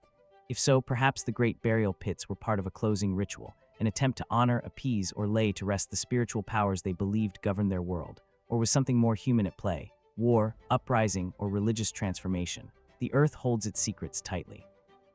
Today, the masks of Sangsingdui stare at us from behind glass museum cases, their golden eyes gleaming under artificial light. Yet even now they seem to look past us, through us, as if we are the ones on display, as if we are the ones who fail to understand. What did the ancient Shu people see behind those wide, unblinking eyes? What knowledge, what mythology, what fear or revelation shaped their art? The soil of Sichuan has given us faces, but not their story. Somewhere perhaps still buried, perhaps forever lost, lies the missing voice of Sang Sing Dui. And until it is found, the masks will keep their silence, guarding a truth that refuses to be fully known. From the strange bronze faces of Sang Sing Dui, silent, starring, and eternal, our journey now carries us across the Pacific once more, returning to the rugged western coast of South America. The terrain grows drier, harsher, more unforgiving. We leave behind forests and river valleys and descend into one of the most arid regions on Earth, the Peruvian desert. Here, surrounded by barren mountains and sun-bleached sands, stands another mystery carved in stone, older than many of the world's civilizations, yet still offering more questions than answers. This is Cerro Sachin. Approaching the site, you first see a low ridge rising from the desert floor, its rocky slopes overlooking the Casma Valley. At the base of this hill lies an ancient temple complex built around 1800 to 500 BC, but it is not the structure itself that grips the imagination. It is the wall surrounding it. Hundreds of granite blocks, each carved in relief, are arranged like pages of a stone manuscript. And on those pages is a story, one written in images of violence. The carvings depict severed heads, dismembered limbs, organs, ribs, warriors bearing clubs, and figures who appear both triumphant and mutilated. Arms lie separated from torsos. Legs are stacked in neat, almost methodical arrangements. Some figures stand as victors, while others lie in pieces at their feet, as if part of a grim ritual or a solemn record of conquest. There is nothing abstract or symbolic about it. The imagery is raw, anatomical, disturbingly precise. Who created this place and why such a brutal theme? Mainstream archaeology attributes Cherasyn to one of the earliest known cultures of the Andes, a society predating the more famous Chavin, Machs, and Inca civilizations. These reliefs are thought to commemorate a battle or sacrifice, perhaps a warning to enemies or a monument to power. Yet the level of detail is striking. Tendons, vertebrae, organs, they are all rendered with the eye of someone who understands the inside of the human body. Was this knowledge symbolic, ritualistic, medical, or does it suggest a worldview we no longer grasp? As you walk along the wall, the narrative becomes even more unsettling. Some scholars argue that the scene depicts ritual dismemberment, a practice found in multiple ancient cultures. Others believe it represents a mythological event or a founding legend carved into stone to preserve a sacred memory. Still others suggest it could be a visual codex, a recording of lineage, conflict, and divine right, all communicated without words. But then the questions deepen. Why would a culture invest such effort not into celebrating prosperity, agriculture, or cosmic harmony, but into immortalizing carnage? There are theories, each more intriguing than the last. One interpretation proposes that Cerro Sachin was a ceremonial center devoted to a warrior priest elite, where violence and sacrifice were instruments of social control. Others think the reliefs may depict ritual warfare tied to seasonal cycles or religious initiation.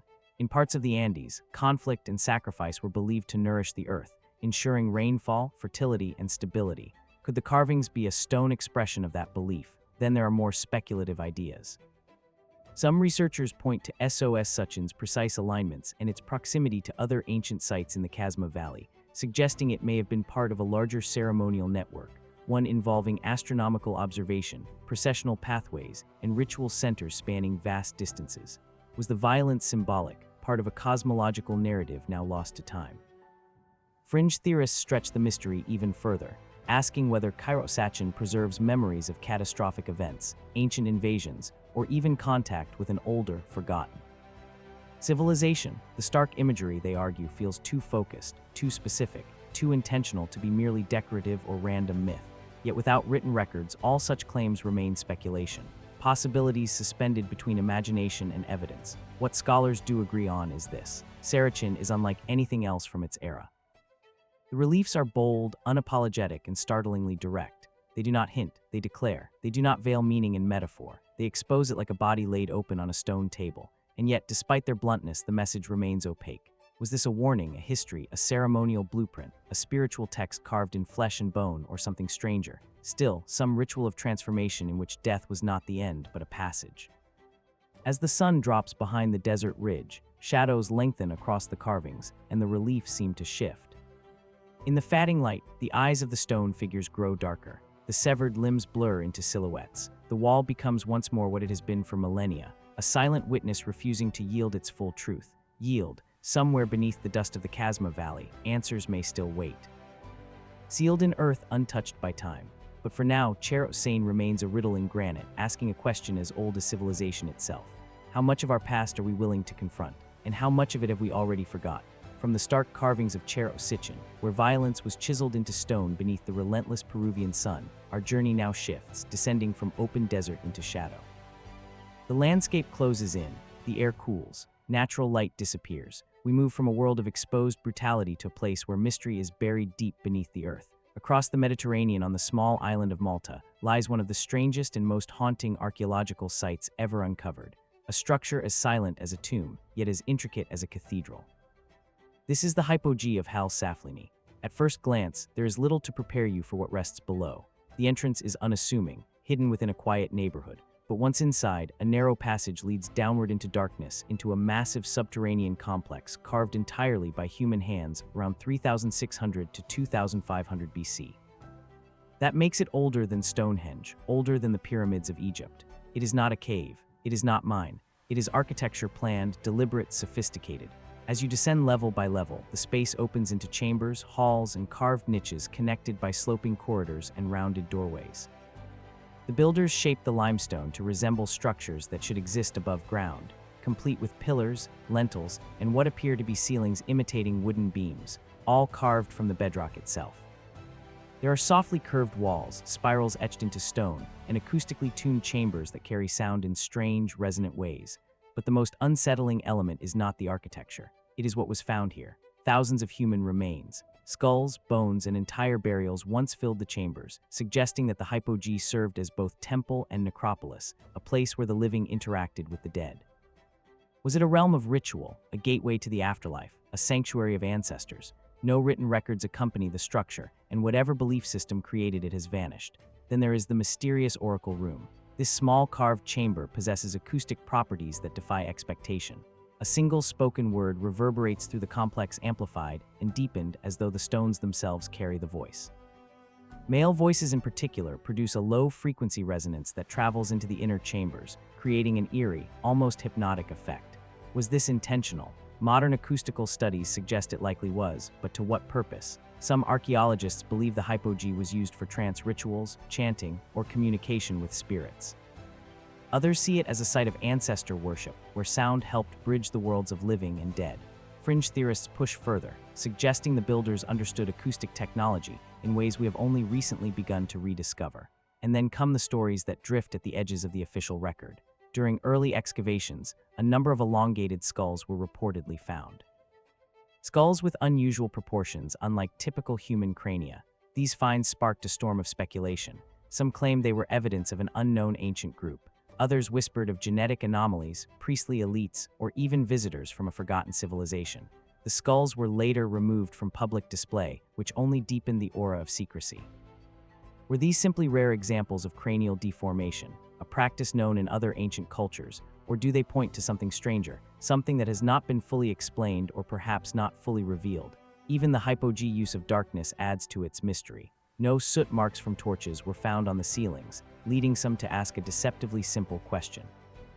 How did they see in the depths while carving such precise forms? Were oil lamps used with extreme care? Could reflective surfaces or polished minerals have amplified light? Or has some part of the story been lost entirely? The hypogee offers no answers, only corridors that curve away into blackness, chambers that swallow sound, and silence that feels almost alive. Its builders possessed engineering skill, artistic vision, and spiritual purpose. Yet their identity remains largely unknown. Their beliefs are missing. Their voices are gone, save for the echo that still lingers in the oracle room, responding to any traveler bold enough to speak. What was this place truly for? A temple of death, a school of mysteries, a sound chamber for altered states of consciousness, or something we do not yet have the language to describe? As we ascend from the underground labyrinth, leaving behind the echoing halls and unseen shadows, one thought lingers. Beneath our feet, beneath our cities, beneath layers of soil and time, how many other ancient worlds sleep in darkness, waiting to be uncovered? As the echo of those subterranean chambers fades and the torchlight of Malta's deep past dims behind us, our journey turns south, far from the carved caverns of Europe to the sunlit plateaus of southern Africa. Here, winds sweep across golden grasslands, and on a broad open horizon stands a structure unlike anything else on the continent, the Great Zimbabwe Ruins. Massive, silent, and built from granite blocks stacked without mortar. These walls rise in tight curves and towering enclosures, as though the stones themselves were shaped by a forgotten mathematical mind. Beneath the bright African sky, they command both admiration and questions. Great Zimbabwe sits in the heart of modern-day Zimbabwe at a site that flourished between roughly the 11th and 15th centuries AD. At its height, it dominated trade routes that carried gold and ivory to distant shores. Scholars widely agree that this was once the capital of a powerful kingdom whose influence radiated across southern Africa. Yet even with decades of archaeological study, a mystery persists. How and why did such an advanced stone-building culture rise here so abruptly? And why did it vanish? The walls themselves are the first enigma. Some reach up to 36 ft in height, composed of more than 1 million granite blocks, each carefully shaped and laid in interlocking patterns. No mortar binds them, no written records explain their design. The curves bend precisely with the hillside, showing an understanding of weight distribution and terrain that seems almost engineering textbook in its logic. Standing before them, one cannot help but wonder who were the master builders and where did they learn such skill. Archaeologists suggest that the ruling elite lived within the great enclosure, while the city around it may have supported up to 20,000 people. Artifacts show connections to far-off lands, Chinese ceramics, Arabian glass, and trade goods from coastal merchants. Mainstream historians conclude that Great Zimbabwe was a thriving African powerhouse, controlling commerce across vast distances, and yet some questions refuse to settle quietly. For one, this city seems to appear fully formed. Earlier settlements in the region do not show a slow developmental climb toward this kind of monumental architecture. Instead, stonework here arrives suddenly at massive scale, as though knowledge had been imported or inherited from an older, undocumented phase of history. Then there is its symbolism. Throughout the ruins, stylized birds carved from soapstone appear again and again. 8 of these iconic figures have been found: long necks, curved beaks, and watchful eyes. Some researchers interpret them as royal totems or representations of ancestor spirits, but others suspect something more obscure. The birds stand at top zigzag forms that look like lightning or energy, and their posture resembles a deliberate fusion of human and avan traits. Were they guardians, messengers, symbols of a lost cosmology whose meaning has slipped through time? The absence of written records deepens the mystery. Unlike Egypt or Mesopotamia, no scrolls, tablets, or hieroglyphic walls explain Great Zimbabwe's purpose or its rulers' ambitions. Did this kingdom intentionally preserve its knowledge orally, or were its archives destroyed when the city fell, leaving silence where history should be? The collapse of Great Zimbabwe is just as puzzling as its rise. By the 1500s, the city was abandoned. Theories range from drought to overgrazing to shifting trade networks, yet none fully account for the speed or completeness of the disappearance. A center of wealth and power simply emptied out, its stone halls left to wind and lichen. More speculative ideas have unsurprisingly emerged around these gaps. Some fringe theorists claim the site is far older than archaeology suggests, proposing that a prehistoric civilization, now forgotten, first shaped the hill and later peoples merely expanded it. Others stretch further, leaning into myth, that the birds were sky symbols for beings who came from above, or that the walls once served as some kind of energetic or astronomical instrument. There is no evidence to support these extreme ideas, but their persistence shows just how deeply the site stirs human imagination. Even the early colonial era added layers of distortion. European explorers, unable or unwilling to accept that local African builders created something so advanced, spun false narratives about foreign origins. Those claims have long been debunked, but they left behind a residue, reminding us how easily bias can cloud the study of the past. Today, Great Zimbabwe stands as both monument and question. Its walls still hold their shape, its birds still watch in silence, and its mystery still resists final explanation. Why here, why then, and how much has humanity forgotten about its own story? Under the African sun, among stones fitted with impossible precision, one feels a quiet truth. Some chapters of our past are not lost. They are simply waiting, patient, and immovable for someone to learn how to read them again. As the dust settles over the silent granite walls of Great Zimbabwe and the echoes of its unanswered questions fade into the African plains, our journey moves to a place far more remote across vast oceans to the edge of the world. Here in the southern reaches of the Pacific, a land of mist fjords and ancient forests hides a mystery of a very different nature. In New Zealand's rugged South Island, beneath the looming presence of Mount Owen, a discovery was made that would leave archaeologists stunned and many others unsettled. The landscape around Mount Owen is dramatic and untamed. Glacial valleys, cavernous limestone formations, and narrow passages carved by water over countless millennia. Sunlight struggles to penetrate the dense canopy of beech forest, and beneath the roots and soil lies a labyrinth of caves known collectively as the Honeycomb Hill System. It was here in 1986 that a team of researchers ventured deep underground navigating chambers that had been sealed off from the outside world for ages. What they found seemed like something out of a legend. A gigantic clawed limb still tipped with keratin and leathery tissue, astonishingly well preserved. The object was unmistakable, a claw massive and curved with flesh that looked disturbingly intact. At first glance, it might have been mistaken for the foot of some living creature, freshly severed. Yet the cave in which it was found had been sealed for a very long time. The air was still untouched by wind. The bones lay undisturbed. Time, moisture, and decay had behaved differently here. It was a natural vault. Carbon dating would later reveal that the claw belonged to an upland moa, a large flightless bird that once roamed New Zealand. These towering birds, some species growing over 3 m tall, vanished roughly 500 to 600 years ago, hunted to extinction by early Polynesian settlers. The scientific explanation is clear enough. The caves preserved organic material in a stable, cold, and dry environment, slowing decay to an astonishing degree. But the clarity ends there, and questions begin to surface.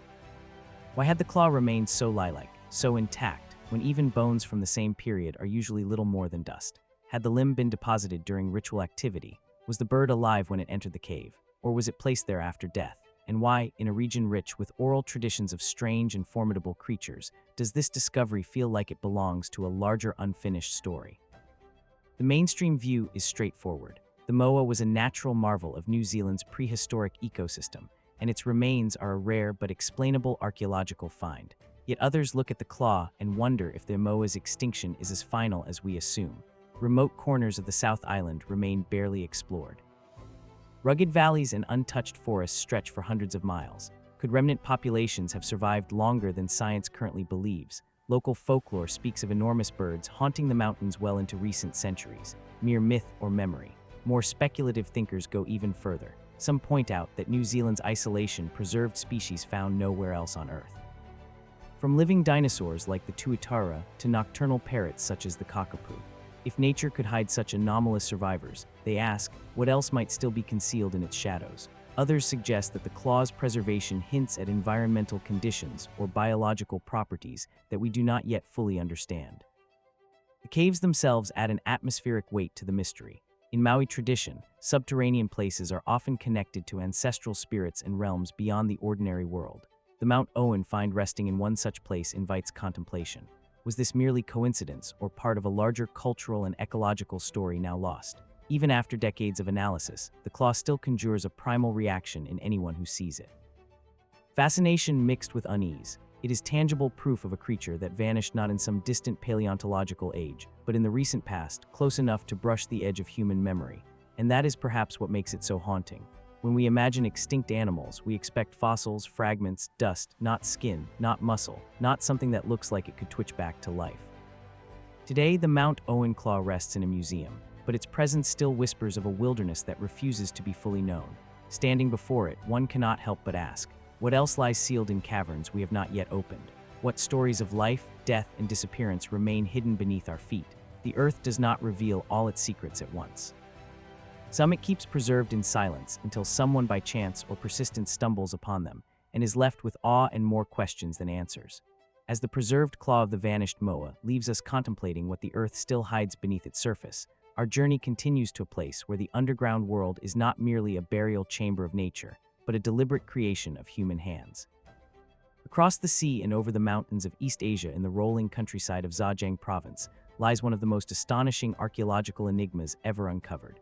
Here in the quiet village of Cheyenne Bun, an accidental discovery would open the entrance to a world carved in darkness on a scale that defies logic. It was 1992 when local farmers, draining a small pond to expand their fish supply, expected nothing more than mud and stone. Instead, the water disappeared into a vast cavity. As they explored further, torches in hand, they found themselves stepping into what looked like an immense underground hall. Its walls chiseled smooth, its ceilings impossibly high, its geometry purposeful. Soon more chambers were found, 36 in total, each one different, each one cut from solid bedrock with a precision that seemed almost impossibly meticulous. Today these are known as the Long U Caves. Inside, the first impression is overwhelming. Massive pillars rise from floor to ceiling, supporting caverns large enough to swallow cathedrals. The walls are marked by endless parallel striations, uniform, neat, and deliberate as though brushed by a single giant tool. Even more baffling is the silence. No soot, no carvings, no writings, no signs of habitation, burial, or storage. No trace of what these caverns were meant to be. only the echo of your own footsteps and the quiet weight of questions pressing in from every direction. Conventional estimates suggest the caves were carved over 2,000 years ago around the Qin or early Han period. Yet no historical record mentions their construction. Not in local archives, not in imperial documents, not in temple records. This absence is deeply puzzling. In a civilization known for meticulous documentation, how could a project of such scale requiring enormous labor, planning, and resources go completely unrecorded? Engineers who have examined the caves note that removing such a volume of stone over 1 million cubic meters would have taken years, if not decades, with ancient tools. Who coordinated such an effort and why? Mainstream theories attempt to answer these questions. Some suggest the caves were ancient quarries later abandoned. Yet quarries are chaotic by nature, irregular, functional, and rough. The Long Yu caves are the opposite, symmetrical, artistic, and intentionally refined. Others propose military storage or secret shelters, but these caves were found entirely filled with water, sealed and forgotten, offering no hint that they ever served a practical role. Then there are theories that step beyond the comfortable limits of tradition. Some researchers observe that the cave interiors maintain remarkably stable temperatures, suggesting knowledge of environmental control. Others point to the acoustic properties. Certain chambers produce clear echoes as though tuned for sound. Were these places of ritual resonance chambers, something ceremonial, scientific, or symbolic now lost to time? More speculative ideas drift further. Were the Long Yu caves part of a network perhaps connected to the mysterious unrecorded aspects of early Chinese culture? Or were they influenced by knowledge from beyond the region, knowledge that never made its way into official history? A few fringe theorists even wonder whether the caves were designed with astronomical alignments or energetic principles in mind, hinting at sciences not usually credited to the ancient world. Yet for all these ideas, one fact remains unshakable. No one has a definitive answer. The most unsettling element of all may be the intention of silence. These caverns feel purposeful, but the purpose has been erased, whether by disaster, abandonment, or design. Unlike other ancient wonders, the Long Yu caves offer no inscriptions, no myths, no folklore that survived nearby villages. It is as if those who built them vanished, and memory itself was instructed to forget. Walking through the chambers today, guided by artificial light, you can still feel the weight of the unknown. Every groove in the stone represents hours of human effort, millions of strokes, perfectly aligned, executed in darkness with no margin for error. Why go to such lengths for something no one was ever meant to see? Or were they meant to return and simply never did? Like many of the world's most baffling sights, Long Yu forces us to confront uncomfortable possibilities. Not that we know too little about the ancient world, but that entire chapters of human history may be missing, buried, or deliberately concealed. And so the caves wait, silent, ordered, and enigmatic. A masterpiece without a signature, a monument without a memory. If the earth can hide halls like these for 2,000 years, then one must ask, what else lies beneath our feet? Still sealed, still untouched, waiting for the right moment or the wrong accident to be found. From the silent carved chambers of Long Yu, where human hands left no record of their monumental effort, our journey now turns to a place where stone meets water, and the boundary between myth and history blurs. Across thousands of miles of ocean to the turquoise shallows of the Bahamas lies a submerged formation that has intrigued divers, geologists, and historians alike for decades. The enigmatic Atlantean ruins of Bimini. The setting is breathtaking. Sunlight fractures through crystalline waters, illuminating a seafloor scattered with what appear to be walls, roads, and platforms. Their straight lines and right angles strikingly unnatural in the midst of coral and sand. From above, the formations resemble a carefully laid city, once alive with structure and purpose, now silent and submerged. The islands themselves seem to float like forgotten sentinels, guarding secrets beneath the waves, as if the ocean itself has swallowed history whole. The discovery dates to 1968, when local fishermen and divers caught sight of massive stone blocks resting below the surface near the northern shore of Bimini Island. Some of these stones weighed several tons and displayed sharp edges and geometric alignments, prompting immediate speculation. Were they simply natural formations shaped by currents and erosion, or were they remnants of something deliberately constructed, an ancient city lost to the sea? Mainstream geologists largely favor natural explanations. Are these interpretations? Stone blocks align over hundreds of meters, forming what resembles streets and walls.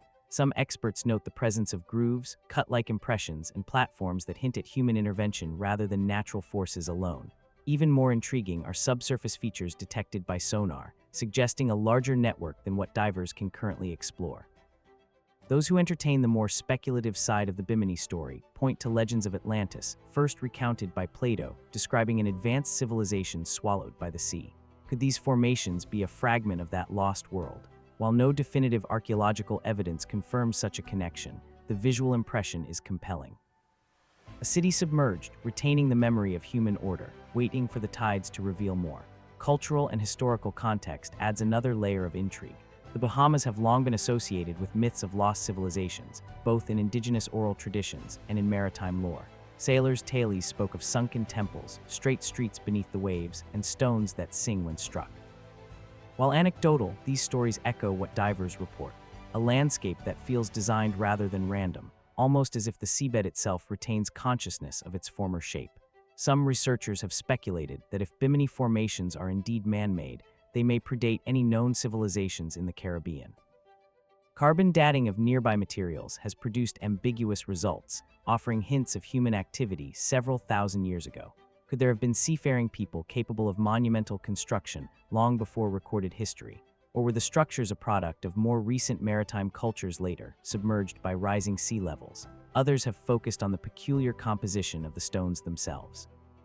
Some blocks appear to be cemented in place, suggesting techniques that might rival known ancient masonry methods. Yet the evidence remains circumstantial. Underwater archaeology is challenging, time-consuming, and expensive, and the shifting sands continue to conceal as much as they reveal. Every dive raises new questions, but few provide definitive answers. For all the debate, one truth stands undeniable: the Bimini formations capture the imagination. They force a confrontation with uncertainty, a reminder that the Earth's history is layered, complex, and often hidden beneath waves and sediments. They challenge assumptions about what we know and how easily myth and observation can intertwine, urging us to consider the possibility that some human achievements may have been lost to the sea long before they could be chronicled. Today, the Atlantean ruins of Bimini lie beneath gentle swells partially obscured by sand, coral, and time. Yet they continue to draw those who seek to understand, to dive, to measure, to map. They invite speculation without offering certainties, and their quiet endurance beneath turquoise waters is a testament to the mysteries that linger at the edges of history, at the edge. And so, as we look down through sunlit waves at these submerged stones, the question remains: are we seeing nature's hand, human ingenuity, or something far older and stranger still? Some part of us hopes the sea will eventually yield its secret. But until then, Bimini waits, silent, enigmatic, and infinitely compelling, inviting the curious to wonder what stories may still lie hidden beneath the waves.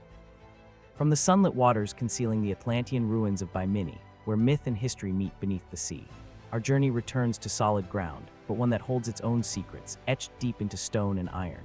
In the remote reaches of China's Qinghai province near the shadow of the Siddham Desert and the frozen expanse of Mount Bong, a series of structures has puzzled scientists and adventurers alike: the enigmatic Bigong pipes. The terrain is austere and otherworldly. Towering mountains rise abruptly from the desert floor, their slopes scarred with gullies and fractured rock while icy winds whip across barren plains. In this stark landscape, 3 ancient caves cling to the mountainside, their entrances dark and foreboding. Within them lies a network of hollow tubular formations, some protruding from the rock like the remnants of some forgotten machinery, others buried beneath the soil, following geometric patterns that seem far too orderly to be entirely natural. These are the Beyond pipes, hundreds of hollow tubes ranging from a few cm to more than 20 cm in diameter, composed primarily of iron, silicon, and calcium. Some appear embedded in the rock itself, while others emerge from ancient mineralized formations nearby, descending toward a nearby lake whose still waters mirror the desolate peaks above. At first glance, one might think them part of a modern installation, but their age, confirmed through preliminary testing of surrounding materials, suggests otherwise. Some researchers have estimated that these pipes may be tens of thousands of years old, predating known human metallurgy in the region. Mainstream explanations attempt to ground the mystery in geology. Some geologists propose that the formations are naturally occurring, the result of iron-rich minerals seeping through sediment and fossilized tree roots, later hardening into hollow tubes. Weathering, erosion, and mineral deposition could in theory account for the strange shapes and apparent alignment. And yet, the regularity of the pipe diameters, their straight paths, and the apparent intersections in 3-dimensional space defy easy categorization. In caves where natural formations typically twist and undulate unpredictably, these tubes form lines and grids that suggest intentional placement, or at least a principle of order not commonly found in geology. For those who gaze beyond conventional explanations, the bygone pipes hint at something more profound or perhaps more troubling. Could they be remnants of an unknown civilization, possessed of technology lost to history? Some researchers have noted that the chemical composition of the pipes, including unusually high concentrations of iron oxide and other alloys, seems inconsistent with ancient human metallurgy. Others point to their proximity to the lake and suggest a functional purpose: water transport, energy conduction, or perhaps even experimentation on materials whose purpose is now inscrutable. Speculative theories have flourished. Some connect the pipes to global legends of advanced prehistoric civilizations, hinting at technological knowledge far beyond what was previously imagined for the period. Others wonder if the tubes are evidence of contact with non-human intelligence, lost machinery, or even a forgotten chapter of Earth's deep history, where human presence or influence remains invisible to conventional archaeology. Every angle raises questions, yet none provide definitive answers. Each investigation deepens the intrigue, revealing more puzzles while leaving the core mystery intact. The setting amplifies the effect. The caves themselves are silent and chilling, their mineral-lined walls echoing the faintest footsteps. Beyond the mouth of the cavern, the icy lake stretches toward the horizon, reflecting peaks that have remained uninhabited for millennia. Time seems to hold still here, compressing eons into moments of stark awareness. Visitors cannot help but feel a shiver, half from the cold, half from the unnerving sensation of standing in the presence of something profoundly inexplicable. Even chemical analyses have failed to clarify the full story. Some tests suggest that the pipes may have been formed at extraordinarily high temperatures, while others indicate mineralization over tens of thousands of years. Was this the work of natural geological processes alone, or the imprint of intelligent design? And if the latter, who or what left them here and why? The bygone pipes are more than a curiosity. They are a reminder that Earth preserves layers of mystery in the most unexpected places. Unlike artifacts found in open excavation sites, these tubes resist easy access, guarded by mountains, caves, and time itself. Their existence challenges assumptions, nudging us to consider that the story of our planet may hold chapters yet unread, technologies yet unrecognized, and civilizations yet unremembered. And so, as we peer into the dark, twisting recesses of Mount Bong, the question lingers. Are we witnessing the traces of an ancient human enterprise, an extraordinary accident of geology, or something altogether stranger? The pipes endure in silence, their purpose obscured, their origins debated, a testament to the mysteries that refuse to yield to certainty. The bygone pipes stand as a silent invitation to explore, to question, and to wonder. Whatever the truth, they remind us that some secrets lie beneath our feet, waiting for the curious to uncover them, but never fully willing to reveal themselves. From the cold iron-laced caves of Mount Bong, where tubular formations challenge our understanding of both geology and human history, our journey now leads us to a land of extremes, where windswept plains meet the sky in an almost otherworldly display. Here in the remote reaches of western Bolivia rise the Sajama Towers, natural spires that seem to pierce the heavens, a landscape both magnificent and enigmatic. The Sajama Towers stand scattered across the high Andean plateau near the base of the towering Nido Sajama, Bolivia's highest peak. Their forms are striking, slender columns of rock, some reaching tens of meters in height, seemingly carved by some invisible hand. Sunlight casts long shifting shadows across their surfaces, highlighting jagged edges and smooth faces in a manner that suggests intentional sculpting. From a distance, the towers resemble a city frozen in stone, the remnants of an ancient civilization or a monument to forces beyond comprehension. Geologically, these formations are classified as volcanic plugs. Remnants of ancient magma conduits hardened within volcanic vents exposed over millennia as softer surrounding rock eroded away. Scientists explain that wind, ice, and water gradually stripped the mountains, leaving behind these vertical towers as testimony to the Earth's slow, patient artistry. Yet the Sajama Towers do not fit neatly into ordinary geological expectations. Some rise in improbably straight lines, almost grid-like in their arrangement, while others exhibit shapes that suggest careful shaping or influence beyond random erosion. Could nature alone be responsible for such symmetrical precision? Beyond their physical form, the towers have long held cultural significance. Local Amara communities speak of them as sacred guardians of the highlands, marking boundaries between the mortal and the divine. Legends tell of spirits inhabiting the stones, shaping the winds, and protecting hidden knowledge. In these tales, the Sajama Towers are not merely rocks. They are sentinels, carriers of memory, connecting the people to a world that predates recorded history. Could these stories hint at a deeper, lost understanding of the landscape? one that modern science has yet to grasp. The human fascination with the towers has only intensified with modern exploration. Aerial surveys and drone footage reveal clusters of spires forming patterns that are difficult to attribute solely to erosion. Some researchers speculate that seismic activity and unique volcanic pressures may have created fractures and alignments. Yet, the near-perfect verticality of certain columns and the deliberate spacing between them leave room for speculation. Were these towers entirely natural? Or did ancient peoples enhance or even shape them as ceremonial markers, astronomical observatories, or territorial symbols? Evidence remains tantalizingly scarce. Even the surrounding terrain adds to the mystery. The high-altitude plateau is inhospitable with thin air, bitter winds, and dramatic temperature swings. Any prolonged human activity would have required exceptional adaptation. Yet scattered across this plateau are hints of human presence, stone tools, ceremonial sites, and remains of ancient settlements, suggesting that early inhabitants engaged with this dramatic landscape in ways still poorly understood. Were the towers objects of spiritual reverence, practical use, or both? And if so, what knowledge or rituals might have been lost to time? Speculative theories push even further. Some propose that the towers were markers for celestial events, aligning with the movement of the sun, moon, and stars to guide agricultural or ritual calendars. Others hint at the possibility of advanced engineering unknown to pre-Columbian cultures, leaving modern observers to marvel at what might have been possible under the influence of lost knowledge or forgotten techniques. The spires, while undeniably natural, provoke a deeper sense of wonder. They compel us to consider the interplay between human imagination, natural processes, and the passage of millennia. What is certain is that the Sajama Towers command attention. Standing beneath these colossal columns, one feels both humbled and unsettled, as if the landscape itself is alive with questions it will not answer. Time has rendered the towers silent, yet their presence echoes across centuries, a reminder that Earth preserves stories far older and stranger than those found in textbooks.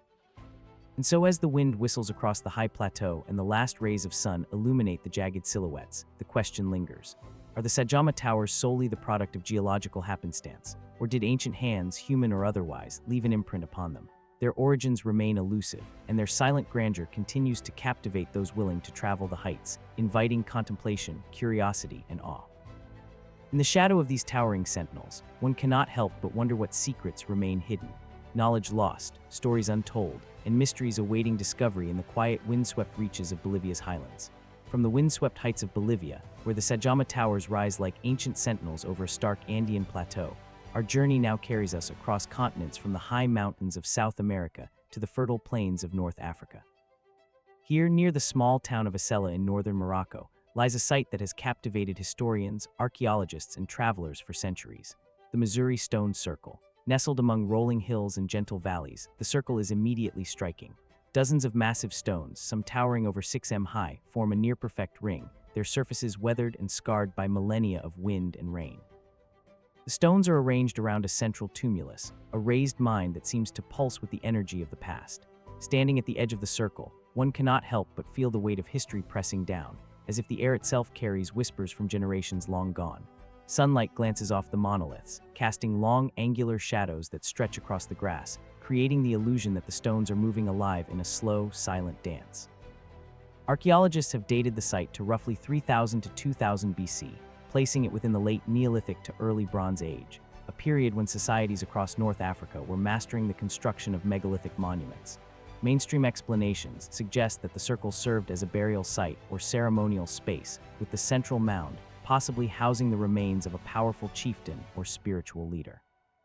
Its monumental scale, however, far surpasses what might have been expected for the local populations of the era, raising questions about the organizational skill, labor, and technology required to transport and erect stones of such immense size.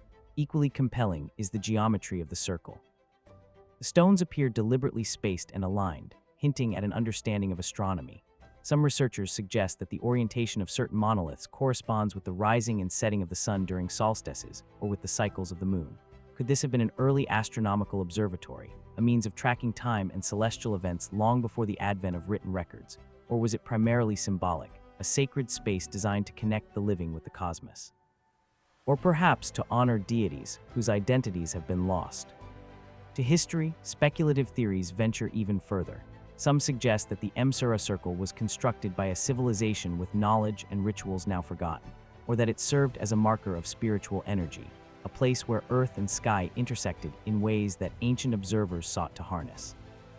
Others propose connections with distant megalithic traditions, linking Morocco's stone circles with the monuments of Europe, such as Stonehenge, suggesting a network of prehistoric knowledge that spanned continents. Were these structures isolated achievements or evidence of a broader interconnected prehistoric culture? The stones themselves hold secrets. Their surfaces are etched with grooves and natural fractures, patterns that some claim resemble symbols or messages, though none have been conclusively deciphered. Over millennia, the wind and rain have sculpted the rock, but the possibility remains that humans intentionally carved aspects of these forms to convey meaning, mark boundaries, or record events. Even the central mound is enigmatic. It has never been fully excavated, leaving the question of what lies beneath tantalizingly unanswered. The landscape amplifies the effect. Surrounding the circle, fields of wild grass sway in the wind, and the distant peaks of the Rift Mountains frame the horizon. The site feels both isolated and timeless, as though it has existed beyond the reach of human memory.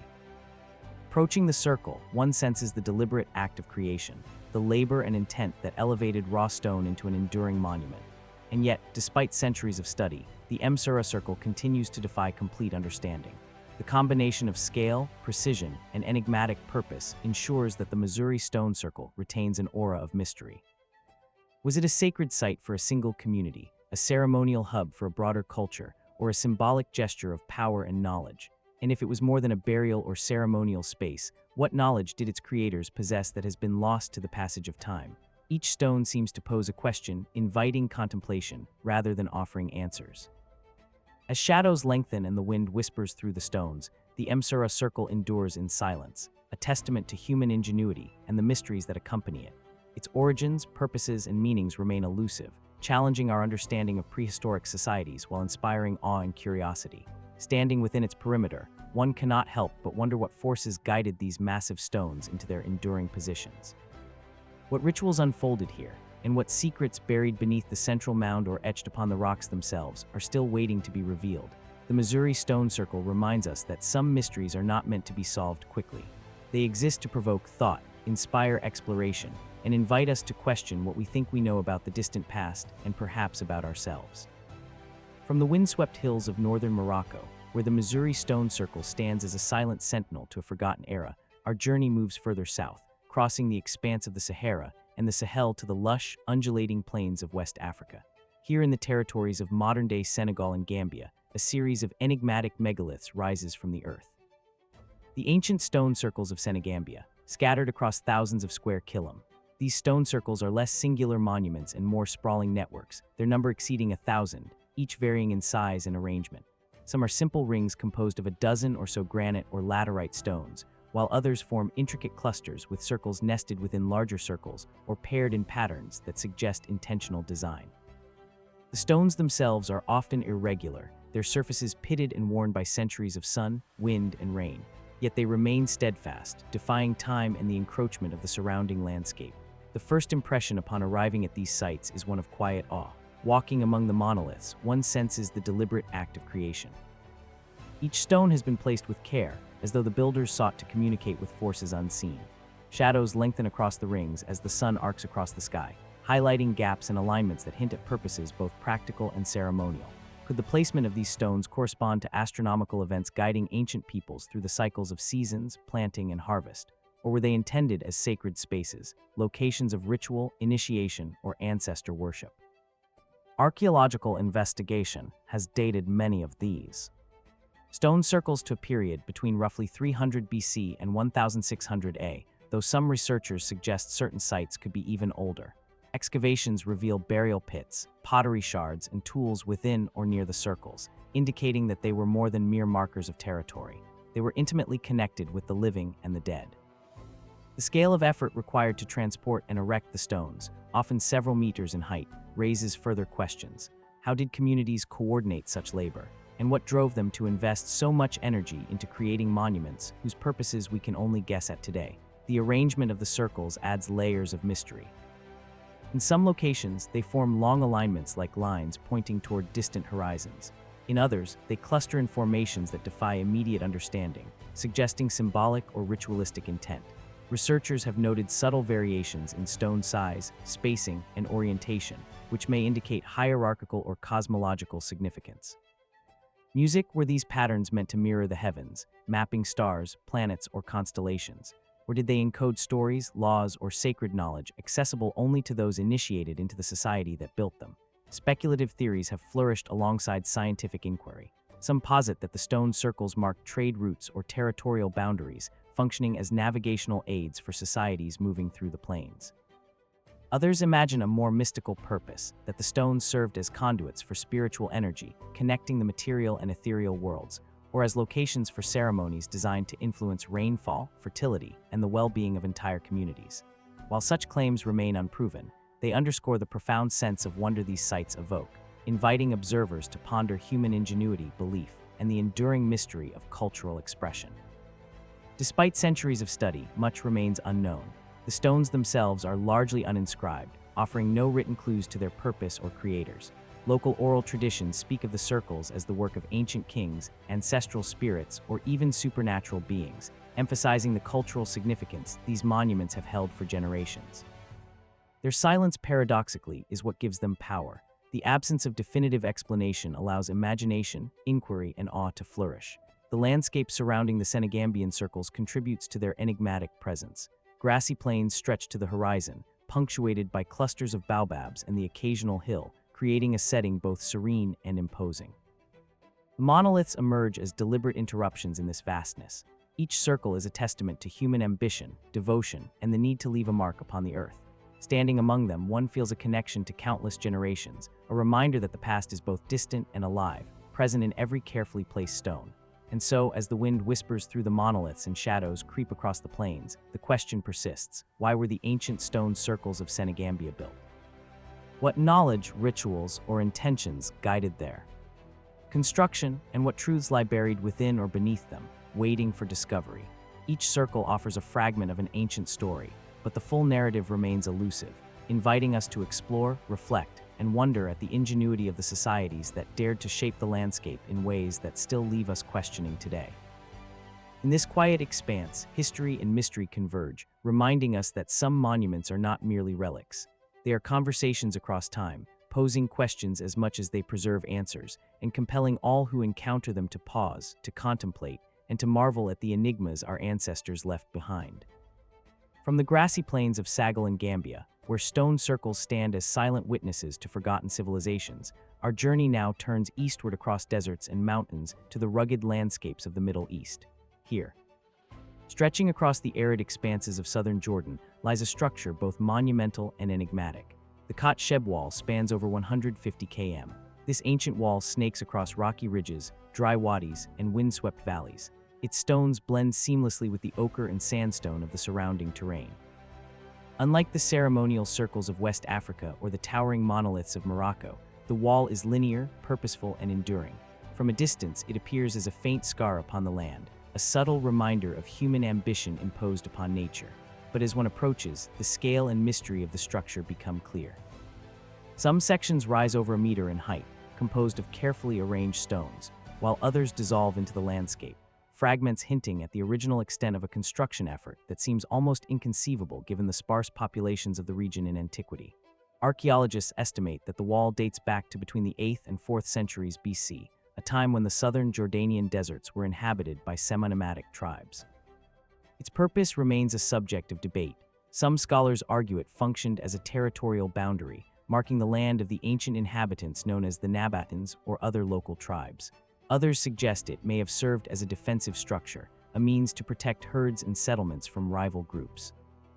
Yet the sheer length and continuity of the wall challenge simple explanations. What drove communities to invest decades, perhaps generations, in constructing such an extensive barrier in a harsh, unforgiving environment? Equally puzzling is the lack of settlements directly adjacent to much of the wall. Unlike walls built around cities or fortresses, the city stretches across open desert, seemingly without connection to permanent habitation. Some researchers speculate that it may have been a symbolic statement of territorial presence, a marker of cultural identity or political power, rather than a functional fortification. Could it have been a way to assert dominion over a vast, sparsely populated region, a statement to rivals and travelers alike that this land was claimed? The construction itself raises questions about ancient engineering and logistics. Stones were transported, placed, and stabilized across challenging terrain, including steep hills, rocky outcrops, and narrow ravines. How were these materials moved, and what knowledge of construction techniques guided the builders? Did the wall follow natural contours deliberately, or were its courses determined by ritual or symbolic significance? Some lines appear to align with prominent hills or valleys, hinting at an observational or navigational component, though no definitive astronomical alignments have yet been confirmed. Speculative interpretations further deepen the mystery. Some suggest the wall functioned as a pilgrimage route or processional path connecting sacred sites now lost to time. Others imagine it as a ritual boundary designed to guide herders and travelers through the desert while marking spiritual or cosmological zones. Could the Khat Shabib wall have been a map of power, a physical manifestation of social organization, or even a conduit for ceremonial practices that required movement across the land itself? The surrounding landscape amplifies the sense of wonder. Red rock cliffs rise above the desert floor, casting long shadows across the wall as the sun arcs across the sky. Sparse vegetation bends in the wind and the distant mountains shimmer in the heat haze, creating an atmosphere both serene and otherworldly. Within this context, the wall feels alive, a deliberate intrusion into nature that commands attention, yet refuses to reveal all its secrets. Despite modern study, much about the Khat Shabib remains unresolved. Its original extent is uncertain, with many sections lost to erosion, looting, or time itself. The precise methods used in construction, the social organization required, and the cultural meaning of the wall for those who built it are all largely speculative. Even today, as researchers trace its paths across the desert, questions linger. What prompted such an extraordinary undertaking? What rituals, laws, or beliefs were tied to its stones? And what has been lost to history, buried beneath the sands, waiting to be discovered? As twilight descends and the desert cools, the wall endures in silence, a monument to human perseverance and the mysteries of the past. Its stones, worn yet resolute, invite reflection, urging us to consider the capabilities, beliefs, and intentions of societies long gone. The Khat Shabib wall is not merely a remnant of ancient construction. It is a question cast in stone, extending across the desert, asking us to wonder, to explore, and to contemplate what truths may yet lie hidden beneath its enduring path. Standing before it, one realizes that the wall is as much a journey as a structure, a journey across time, across space, and into the depths of human ingenuity and enigma. And like so many ancient mysteries, it leaves us with a quiet, persistent question. What stories, what knowledge, and what purpose remain concealed within its stones, waiting for those who dare to search? From the arid deserts of southern Jordan, where the Khat Shabib wall stretches across rugged terrain in a silent testament to human ambition, our journey now crosses continents and climates, arriving in the lush tropical lowlands of Costa Rica. Here, scattered across the fertile valleys of the Deacon's Delta, lie hundreds of perfectly rounded stone spheres, objects of precision and mystery that have captivated scholars and travelers alike for generations. At first glance, the spheres appear deceptively simple. Smooth, symmetrical orbs ranging in size from a few cm to over 2 m in diameter, some weighing several tons. They rest scattered among the dense vegetation, partially buried beneath soil or nestled among the remains of ancient settlements. Their surfaces, carved from gabbro limestone and granodiorite, bear no inscriptions, no markings. Yet their presence radiates an undeniable aura of intention and purpose. How did ancient peoples achieve such geometric perfection with only rudimentary tools? How were these colossal stones transported and positioned with such precision without the use of modern machinery?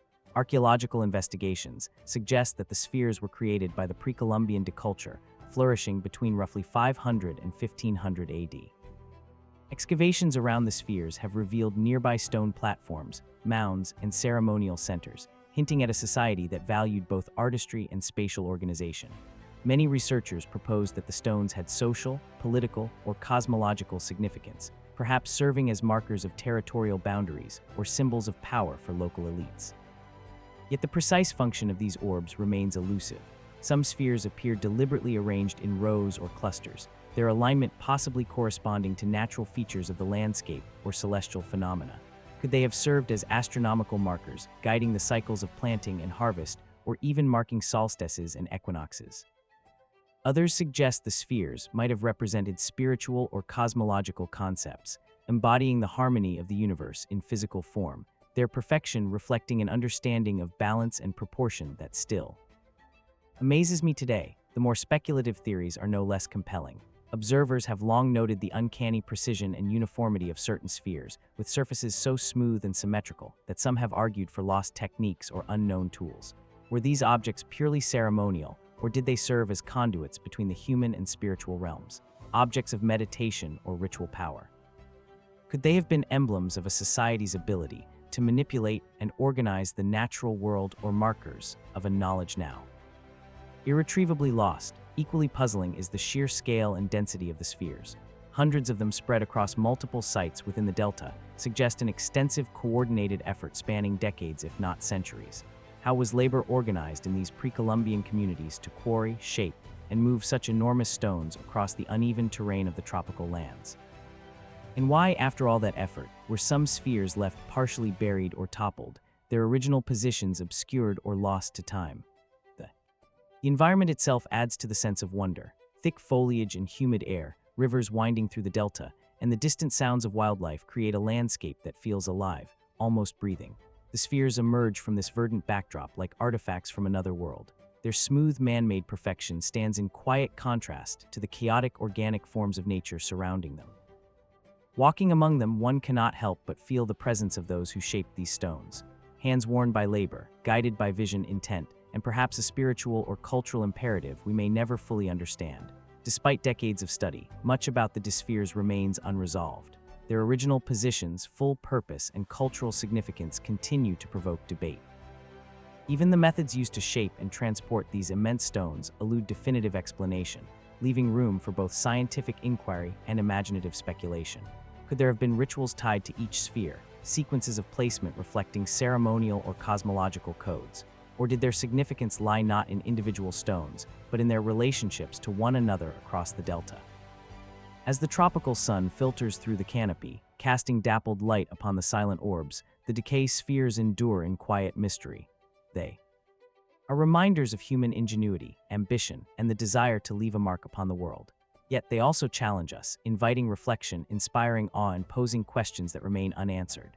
Standing among them, one is left to wonder what knowledge, what rituals, and what stories have been lost to the jungle, and what might still lie hidden beneath the earth, waiting to reveal its secrets to those willing to look closely, patiently, and with respect for the enigma of the past. From the verdant lowlands of Costa Rica, where the dewy stone spheres rest in quiet geometric perfection, our journey moves across the Caribbean, where turquoise waters stretch toward the horizon and small islands punctuate the sea like scattered jewels.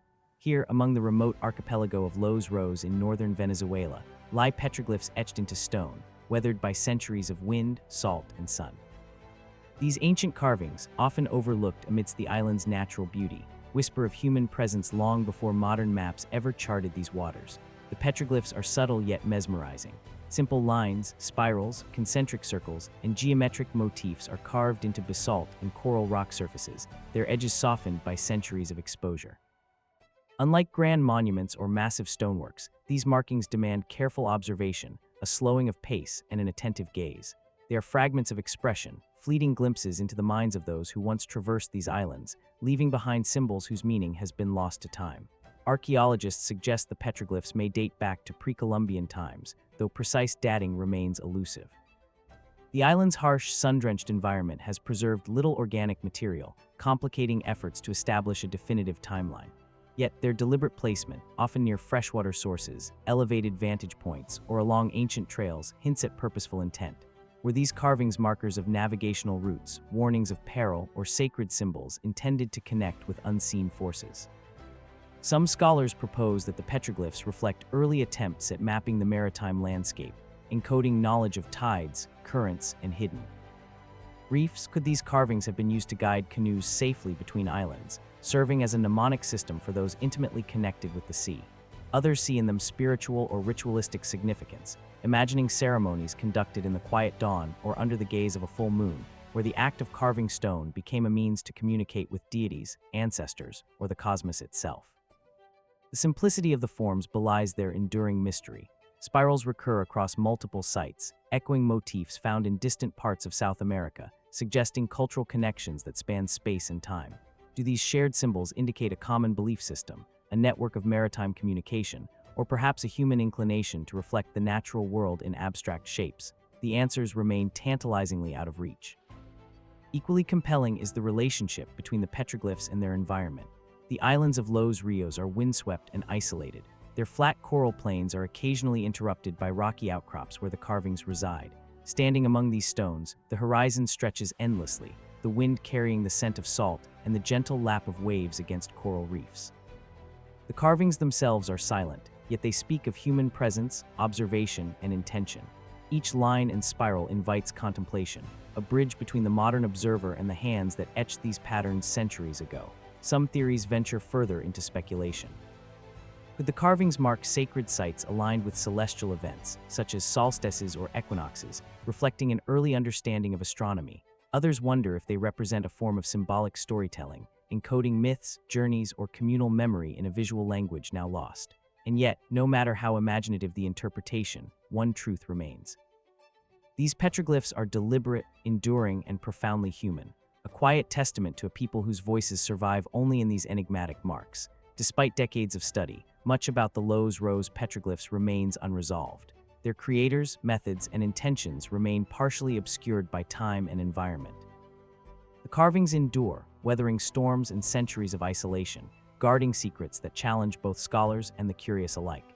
Could further study reveal hidden connections between these islands and other ancient cultures across the Caribbean and South America? Or do some mysteries exist precisely because they are meant to resist definitive explanation, leaving room for wonder and imagination? As the sun dips toward the horizon, casting long shadows over the carved stones, the petroglyphs stand in quiet testimony to a human presence that has endured despite centuries of isolation. They are modest yet profound, subtle yet impossible to ignore, inviting reflection on the ingenuity, devotion, and creativity of those who came before. In their weathered surfaces, one senses the persistence of history, the echo of hands reaching across time, and the enduring question: what stories, rituals, and knowledge remain hidden within these islands, waiting patiently to be rediscovered?